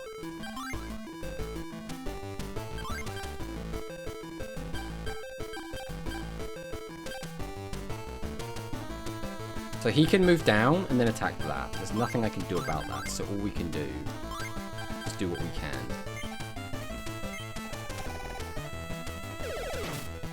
$13. Okay, that's actually a decent attack. So he moves down, he attacks with that, there's nothing we can do about this. And he crit again! I mean, I think we were dead to a non-crit anyway, but that is so painful. So he's going to move there. Alright, we move down here, we attack.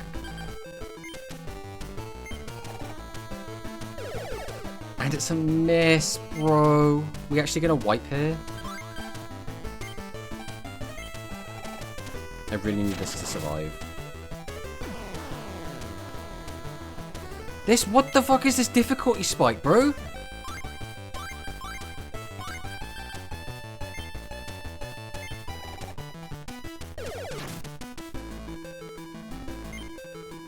Now we're gonna get in a really weird spot where, again, if he does that, now I just wait.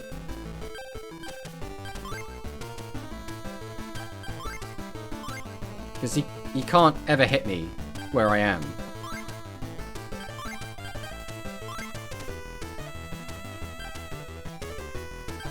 Is the boss battle you wanted? No, because the difference is this guy does like insane damage, and there's like no way to actually like play around it. That's the annoying part of it. Like, there's nothing I could have done to like play better. He just got like crits. I mean, I need you to move, bro. I can't hit you.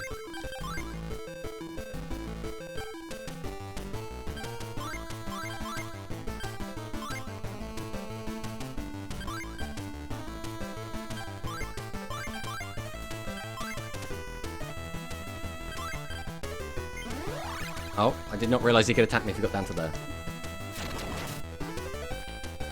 And that is a wipe.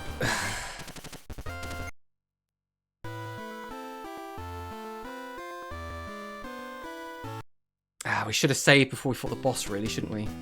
How bad is the damage? Oh, we get to keep all our guys. Or is this just the last time we saved the game?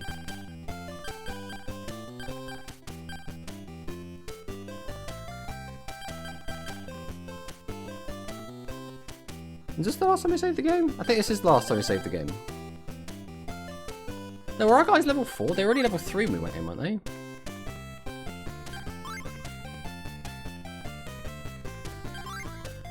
And we've kept all of our items. So it's permadeath unless you wipe to a boss and then you get your guys back? That seems kind of weird.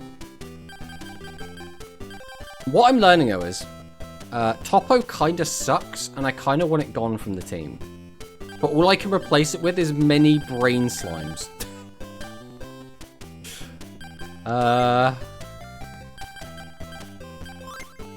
We only have 3 star chips. There's nothing we can do about our excess monsters, is there? Like, we can't, like, get rid of them. Oh, we can trash them, I guess. Like, this level 1 brain slime, we can just, like...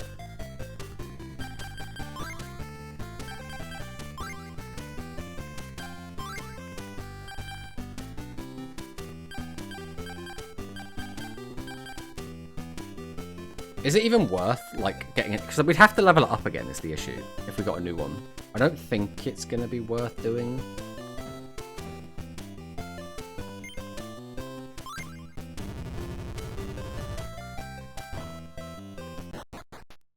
Wait, was that Weevil? No, that was not Weevil. That was just some random characters.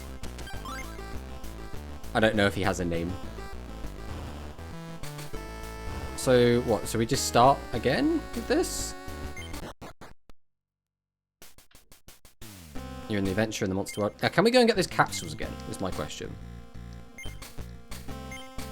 Because if we can, that's definitely worth doing.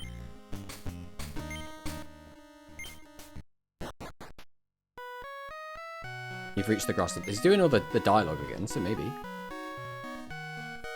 So if I remember, there was a capsule in here. There was one in here.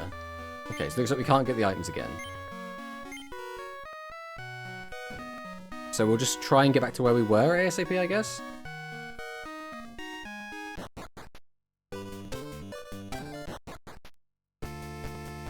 Reach the eastern grasslands.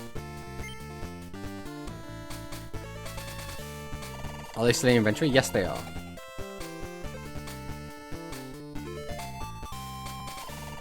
I don't remember which way was forward. I don't think it was that way.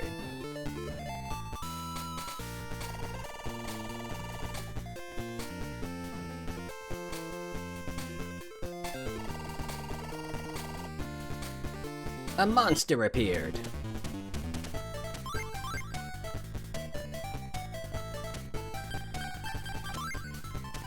Alright, we'll just move here and see what he does.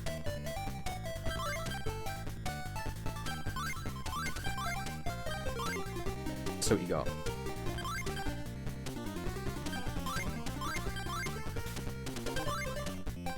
If you come down, you get a double attack.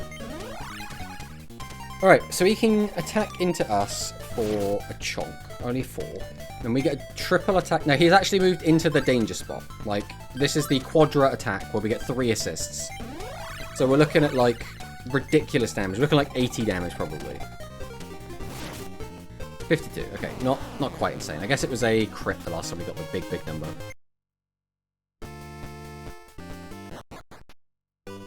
Okay, back to the cave. You've reached the Cave of Darkness. I'm sure the Cave of Darkness will be fine. Don't worry about the Cave of Darkness. So that way was a dead end. Last time we went right, so we'll go left this time.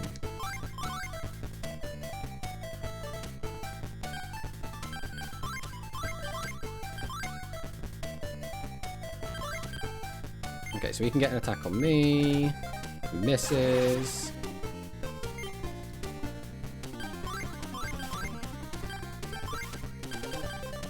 We can get an attack on him. So this is like Pokemon meets Dungeons and Dragons. Kind of, Toti. Kind of. Like, sometimes it is just like this, which is like the, monster battles, right? But sometimes it's not. I don't know if all of the Dark Masters are going to be the same, where they put us into like an RPG world or not, or if they're going to have like their own gimmicks. 20 damage inflicted. Cobra attacks. He whiffs the attack. We will move Gumbo into position. Gumbo will slay the snake.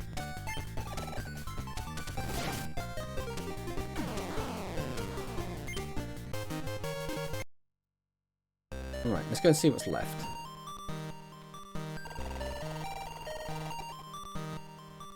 Capsule. We always want the capsules.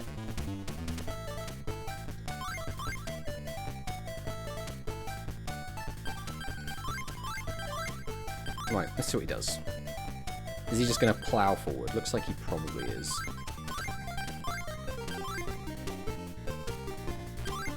So he'll move over. He'll go for 69%. He'll land a hit. It'll do 2 damage. Because Gumbo is overpowered.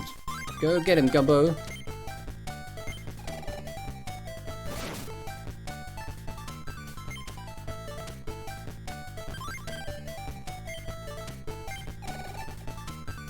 $53 gets him for 2. It's kind of whatever. And then we will just attack with Gumbo where he stands, and that should kill it.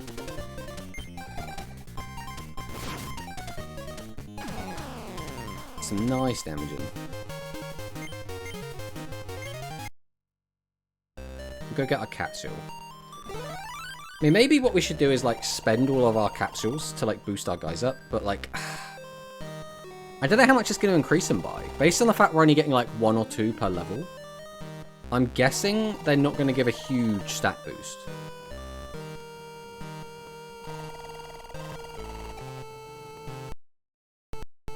Oh. No, but it's stuttering there. Oh, it's Dinosaur Win.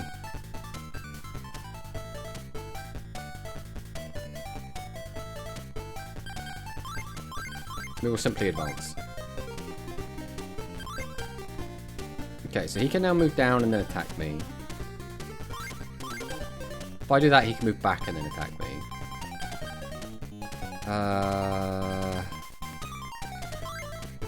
It's probably still the best play.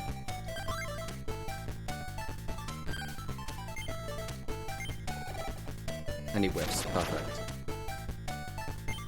Now the issue is, if I stay where I am, if I move here, he just attacks me with that. I think it's still probably the best option I've got. Yeah, this is the concerning part.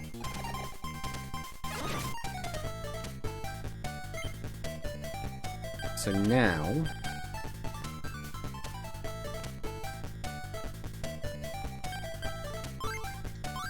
This is like so awkward. I'm just gonna have to kind of let him beat on me for a bit. I mean, Gumbo should be fine, right? Gumbo's got tons of HP. 26.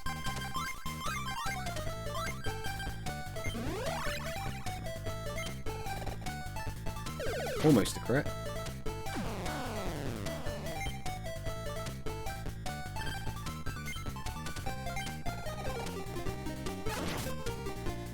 He's only doing 2, so yeah, we just don't care about that. Now that we know, assuming the formation remains the same for the boss fight, he's going to have the 2 off to the side, so we're going to have to, like, really think about our positioning. There's also some Fire Emblem in there. Yeah, there's definitely a little bit of Fire Emblem in there.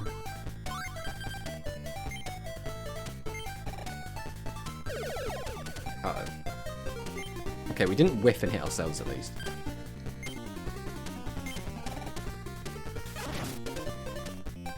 Bro was just tanking all of this damage. He does not care.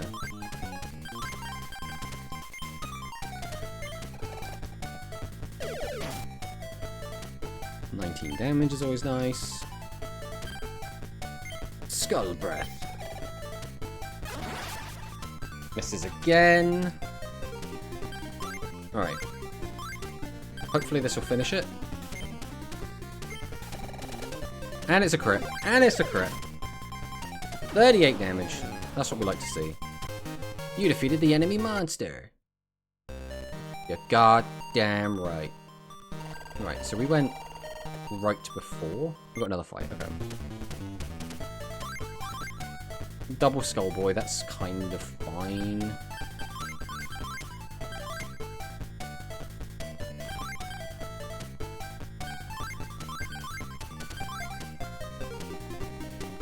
Okay, so he can attack me from there, which is fine.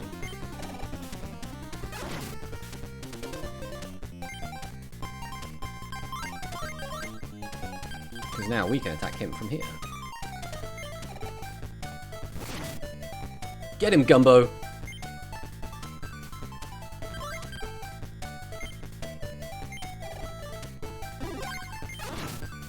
Please do not crit me, even if it was only for 4.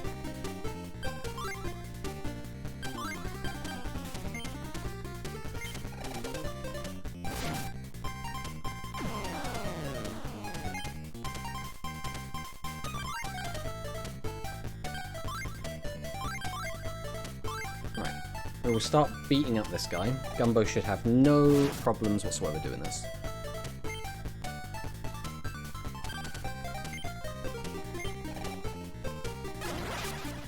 Nice miss. We like that. We like that. We'll beat him up with our Tomahawk attack. 10. Almost a crit. So close to a crit. But it doesn't matter. He's dead anyway. Level 5.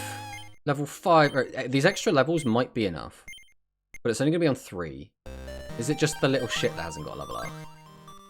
Yeah, it's little Topo, the little fuck. So Gumbo's stats, 12, 12, 11, kinda nutty, right? Actually kinda broken. 14, 11, 13, only 33 HP. Eyemouth's at 14, 10, 13. So Eyemouth... I guess he's not that much weaker than anything else. What is... Gumbo at? Is it actually not Gumbo? It's Topo. His stats are so bad. Like they're actually so bad. Why does he just suck? Oh, we did already go this way then. I do not believe we've been this way yet.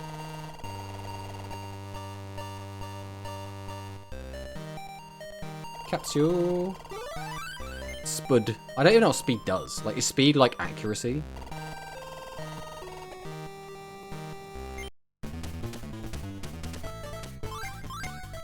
It's got one Skelly Boy.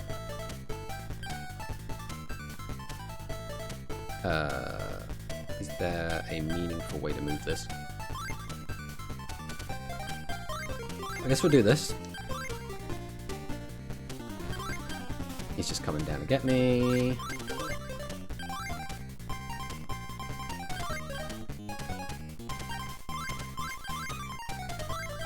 Stop beating him up.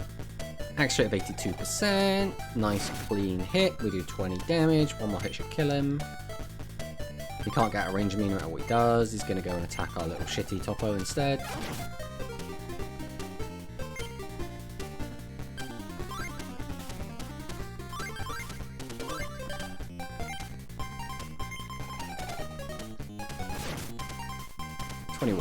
Okay, nice, nice.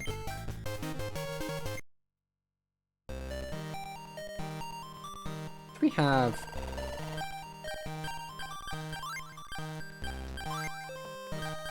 So we have 3 HP, 2 attack, 4 defense, 1 speed up at the moment.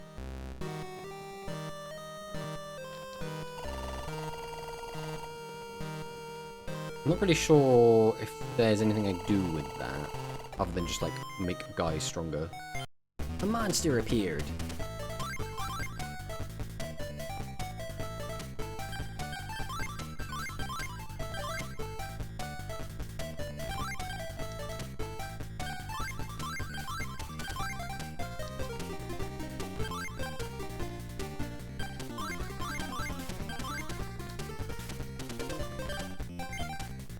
Gonna hit me with his bite attack.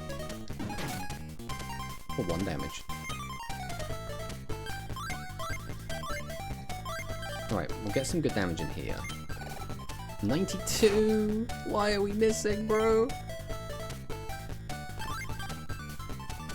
Thank you for moving in. Now I can AoE.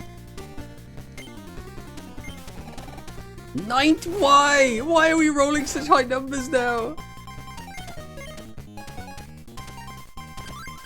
Yep.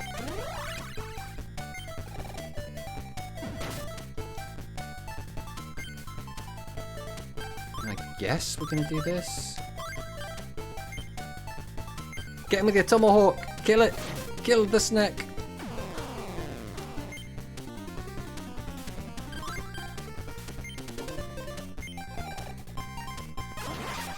So he also whiffs.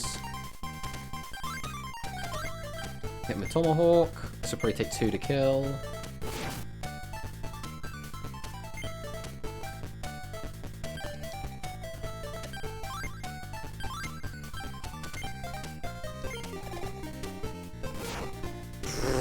We just cannot stop rolling 90 plus, can we?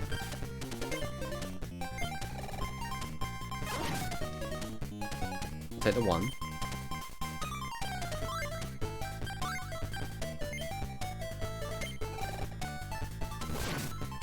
Right, we did manage to finally end the random encounter. Jesus, that took so long. Right, go this way. We go this way. Oh, monster encounter. Go on, just be a snake. Okay, just 1 guy on his own is still fine.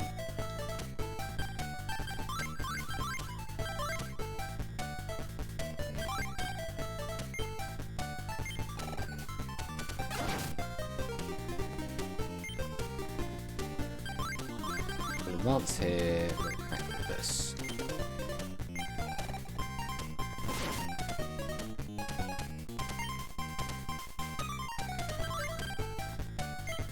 Skull Breath goes for a 12, gets him for 2 damage. That's completely fine in Dandarino. And then just because we don't use him very much in the last 2 fights, I guess we will go for a Dinosaur Wing to finish the fight. 96% accuracy, double attack. 30 damage. Beautiful. We should be very close to the boss again now.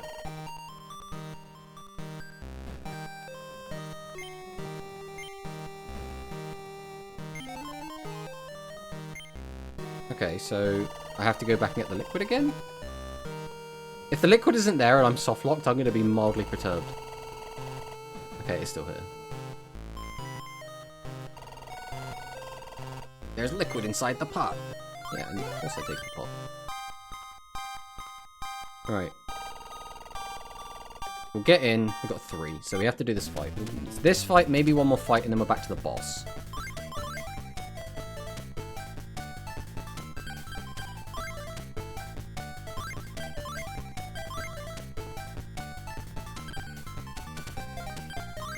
As we approach him menacingly, knowing he cannot attack back.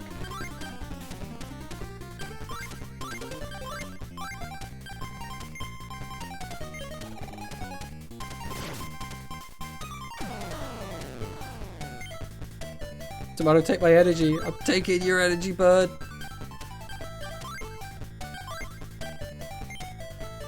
I mean, now that we kind of know the gist of the fight, though, we can maybe play around it a little bit better. That's kind of the hope. Also, we're getting all the bad dice out of the way now, so we don't have to worry about them in the actual fight.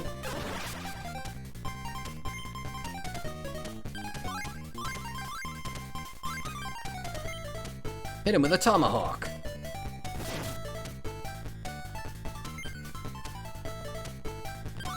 Does advance.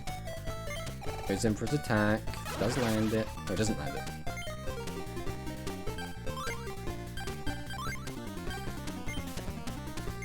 Alright. So that'll be him down. So if our RNG is not too bad, we should be able to make it to the boss. Fingers crossed. 34. Looking good.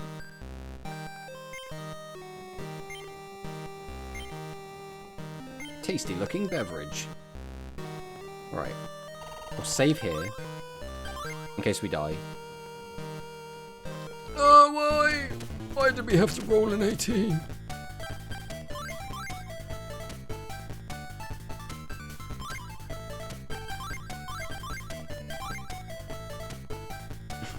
Demon's Beat. It's very, like, mildly irritating. Put it that way.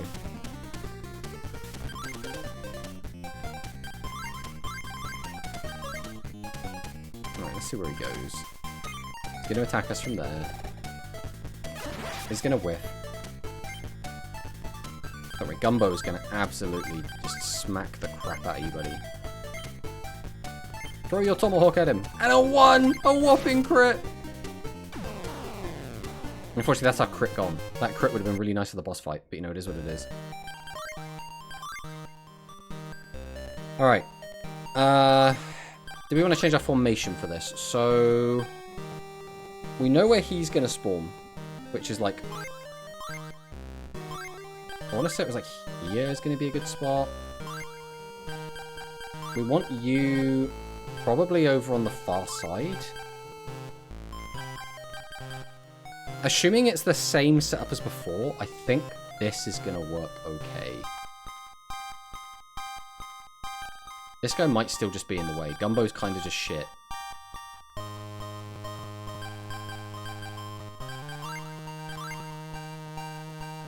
Alright. Ah, help me! Hey, are you trying to get in the way? I'll make you suffer. Reset formation, go! They've moved. They've slightly moved. So, if he cannot get in range of my guy as is. So, we're going to advance here and see what he does. He's moving over there. So he's trying to get ready to set up an attack in a minute. So now if he moves down 1, he can attack me. If he attacks Gumbo there, it's not actually put me in like too bad of a spot. So, the main issue is that this guy is just in the way again. If he goes there, I would have to be here to attack him back. I could move him down 1 to just get him out of the way. Right, let's see what he does if we do this. He moves back. Okay, that's kind of ideal for us then. So now I can just get this guy out of the way. Or I could just advance. This is probably just as good. 63. Gets the 19 damage in. So he's going to move down, he can get an attack on me there. So depending on how much damage this does, we might have a damage race. Only 6. 6 is not the end of the world. I can take a lot of 6s.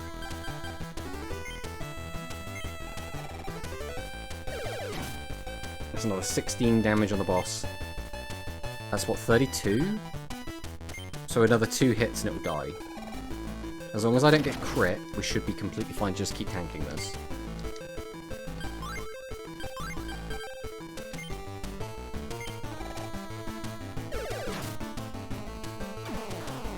Oh, 19! Alright, with that gone, this should be relatively tame for the rest. Alright, so I can take 2... well, I can really take 1 hit. If he crits me, I'm just dead. So So I need to get this thing to safety if possible. The issue is there's no way to guarantee he's going to be safe no matter what I do. I can't really apply any pressure either. If I move down twice, he would kill me when he's here, which means I would be able to attack him. He would have nothing in range to attack me.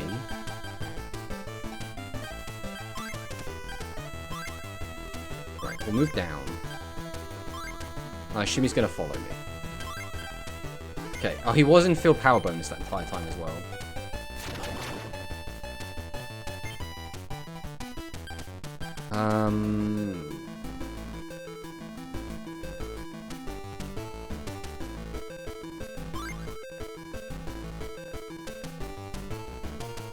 How do we want to approach this? If I move down again, he'll move down. And then he'll be in range for me to hit him anyway. But he is shit, is the issue.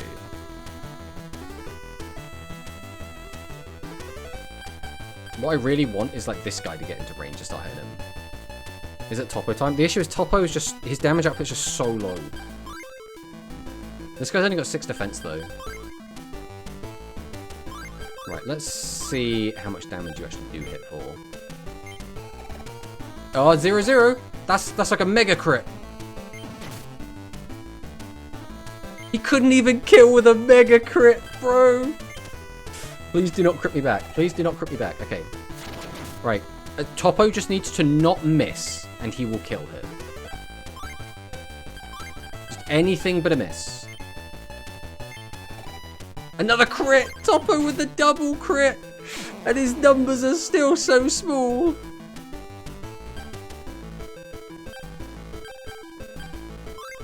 I mean, we're level 5, right? So we should just be able to, like, walk up to him with the same unit and just bully him, right? Like, unless we get absolutely critted out of the game.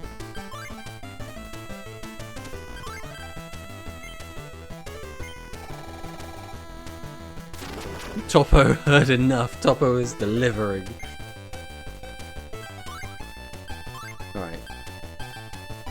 Dinosaur Wing attacks Wing Thunder. It has an accuracy rate of 86% against Dinosaur Wing. Get absolutely crushed. There you go. When the tactics go a little bit more our way, suddenly it works quite well, doesn't it? You saved me. Thank you so much for your help. You're welcome, madam. Adventurer, thanks for saving my daughter. To show my appreciation, I'll give you this pea capsule. It's full of my pea. Received an Evo capsule. This Evo capsule is a pea capsule that evolves the specific monsters. And so, the adventurer warmly set off by the villagers and continued to wander the land.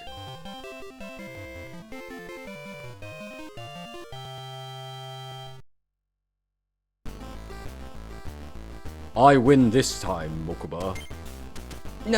No way. It's a mistake. No, I lost. He literally just did the DM wrap up and now he's doing the no way. Woohoo! You did it, Yugi. I am taking back Joey's doll. I'm going. Wait, Yugi. I will believe it. There's no way I could lose. There's no way I could lose to you. No. Hi, Mokuba. It's a houseplant. It's a houseplant. The table is dotted with towns and caves like a detailed diorama. PE capsule, exactly. For being evil, Mokuba was a fair DM. Exactly. Ho ho ho, you were too much for Mokuba to handle. But there are still 4 other Dark Masters you must defeat. I hope your luck holds out until then. Bye. Alright, so we've got Glasses McGee. We've got generic NPC bloke. Is that Mako Tsunami? We've got just green shirt guy. We've got guy with like a pompadour. This is the MC Help Desk. Ask me, is anything you don't understand about MCs? Do you have any questions? Yes. About this floor? Yes. This floor's monster world mainly has forest fields. If you bring forest monsters, you can use that to your advantage. Have you gotten used to battling? The tournament has only just begun. Do your best. Do you have any questions? Yes. Tips. If an MC is destroyed, you lose it for good. There are also some places in the monster world you cannot go back. Make sure you keep saving your game before something happens that you can't undo. What is on this next page? Field effects, support effects. Attributes, EXP. The amount of EXP you gain from battle decreases as your level goes up. Your strongest MC is the baseline, so if you want to raise a lower level MC, it's probably better to just use the MCs you actually want to raise in battles. Okay. What was the attributes? Each MC has its own individual attribute. Damage inflicted differs depending on the interplay of MC attributes. For example, Forest MCs are strong against Sogan MCs. There's a type chart. Forest MCs can deal great damage to Sogan MCs. Do you have any... That's all you told me? What's the rest of the type chart?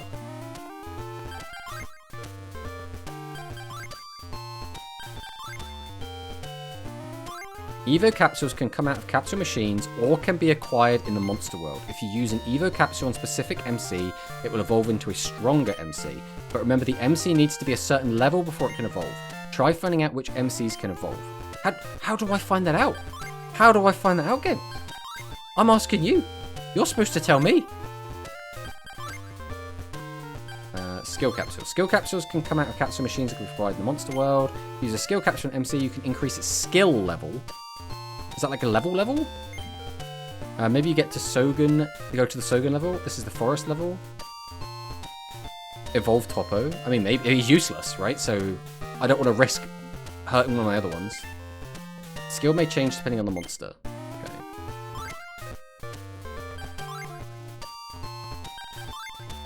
Are there any other interesting tidbits for you to give me? Critical hits, fumbles. We kind of already got that. Okay, so that's kind of it. Right, we've got girl, we've got another green shirt guy. It's a houseplant.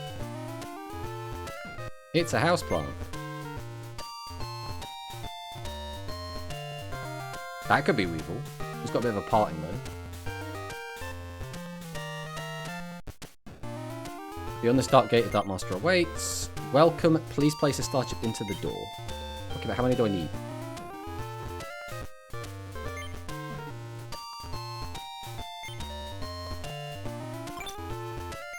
9 more. Okay, so it's still 10. How many do I have at the moment? Do I have any? We've got 2. We have 1 doll.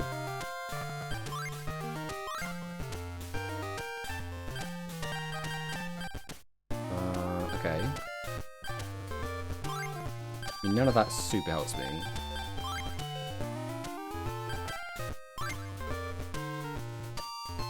Required level 4. Oh, that's to go up a level. So who will level up in a minute?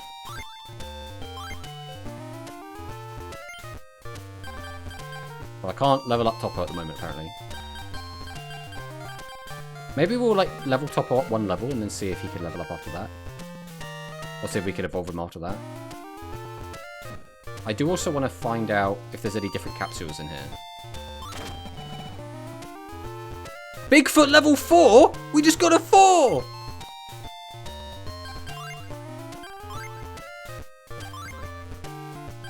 That's huge, bro.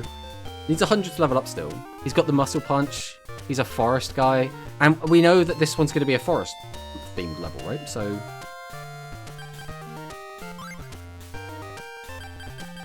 other guys are still leveling up nicely, though. I kind of want to get the 4 EXP on Topo. So that's what we're going to do. We're going to get 4 EXP on Topo. And then we'll go from there. And we'll see if we can evolve him at level 5. Because 5 seems like a good baseline, right? I'm going to power up with a field effect. Oh, you heard? Let's just keep that between us. Let's battle.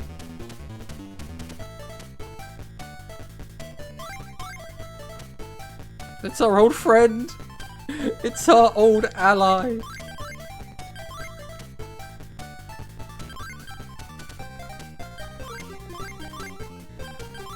I didn't actually check what level he is. 54. 18 damage. So he's at least somewhat durable. What level is he? He's level 4. Okay, this is a pretty big jump from level 1s to level 4. Dinosaur wing attacks. 18 damage inflicted. Topo gained the level. Right, can we evolve Topo now?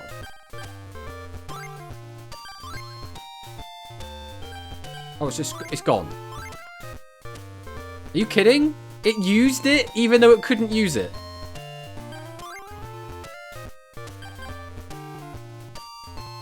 That is so troll, bro. That is so troll. That is so troll. It's just gone. It's just gone.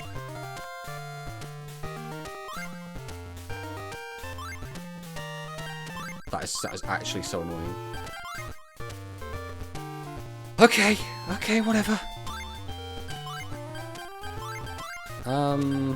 Is there like a better way to formation these? Like maybe just this?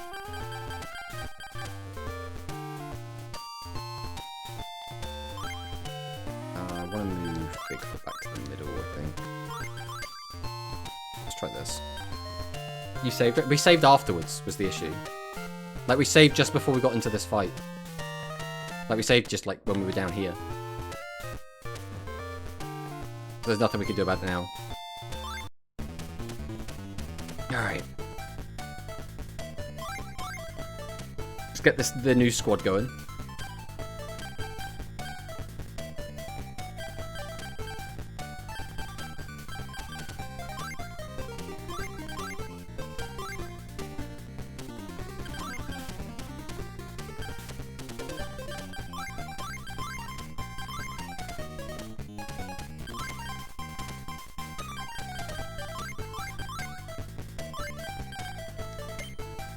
Get him, Gumbo. 93. Bruh, come on. What are you doing, 93? Why are you snuggling up to me here? What's going on?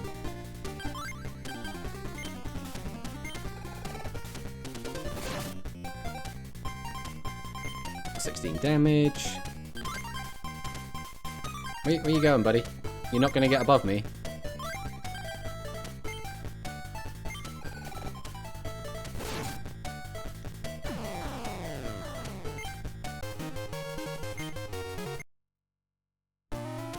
I'm kind of scared to fight. Oh, is that the same guy I fought on the previous floor? Right, let's go against Boy. Let's see what Boy's got for us. Ooh, he's got the monster mouth. Or eye mouth, whatever his name is. We will simply advance. So if he moves down 1, he can attack me. But he's choosing not to. We will take a step up and see what he does. Okay, so now he's in my range. So we will give him a little slap. Unfortunately, we do miss. He's going to run away. So I get to hit either of these. I guess I'll come up here and slap this guy. He can just move above me and attack me, but then we can all just be shuffling to the side slowly as we hurt each other. Take that from my Bigfoot. Okay, so he's going to go take a shot at my Gumbo. 8 damage. 8 damage. Wait, oh, he's in range to hit both. Oh, okay, I did not realize he could attack that far behind him. That's actually very important to know. This should kill, though, as long as we don't miss. Of course we miss! Game, why you do this? Okay, and then he just throws entirely, okay. And now we can attack both of his guys. Thank you for just randomly moving into range, I will accept that.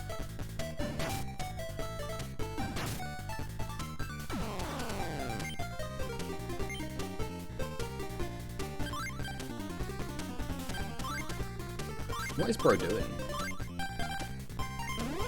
Okay, we will attack with our Bigfoot punch for a whopping 23. Alright, we will go ahead and save. And then we'll fight this guy. Yugi, get a good look. You're about to witness my ESP. Have you ever heard of a psychic losing a game? I don't really think I've ever heard of psychics playing games, to be honest, but... This guy apparently just always does the same shit. If I advance, he comes down and slaps me. If we advance, anyone comes down and slaps me. So basically kind of doing anything gets me slapped, is what I'm kind of learning here. We'll get into a damage race. If you come down, I'll go up, and then we'll just start slapping each other. That's kind of annoying, especially since I won't be on the field power bonus. What it could do is just this, and see what you do. Because now, you put yourself... Oh, no, that was the wrong button! God damn it. So now... Okay, it's just not going to play sensibly. That's fine with me. Right, do not press the wrong button. Wing Thunder! You do get it for 18.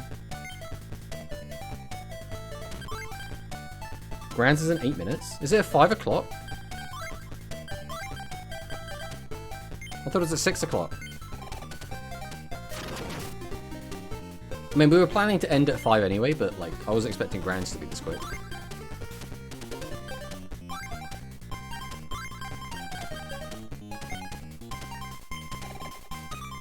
Daylight savings in America, they finally caught up, huh?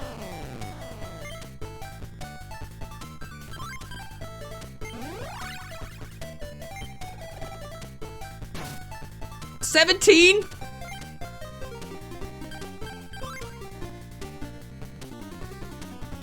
$17. You know what, guys? You know, I'm just thinking maybe we end the stream there. You know, rather than losing my dinosaur wing. Have you submitted a deck list? I haven't even signed up yet. I thought I'd done an hour. Oh, but that is going to be the end of today's stream. We had a lot of fun. Obviously, we did the yapping bit at the start when we talked about the meta. That was very enjoyable. And then we did the Capsule Monsters in the second half, which has also been very enjoyable. Had a really good time playing it. Always a pleasure. We will be back again on... I mean, when will we be back? We'll be back on Tuesday, where we'll be doing the same old, same old. We'll be playing everyone's favourite. And going up in the GRF. We want to get some GRF games in. That's going to be the plan. We'll see how that goes. But until then, I'll see you next time. So everyone make sure you go sign up for Grands. Goodbye.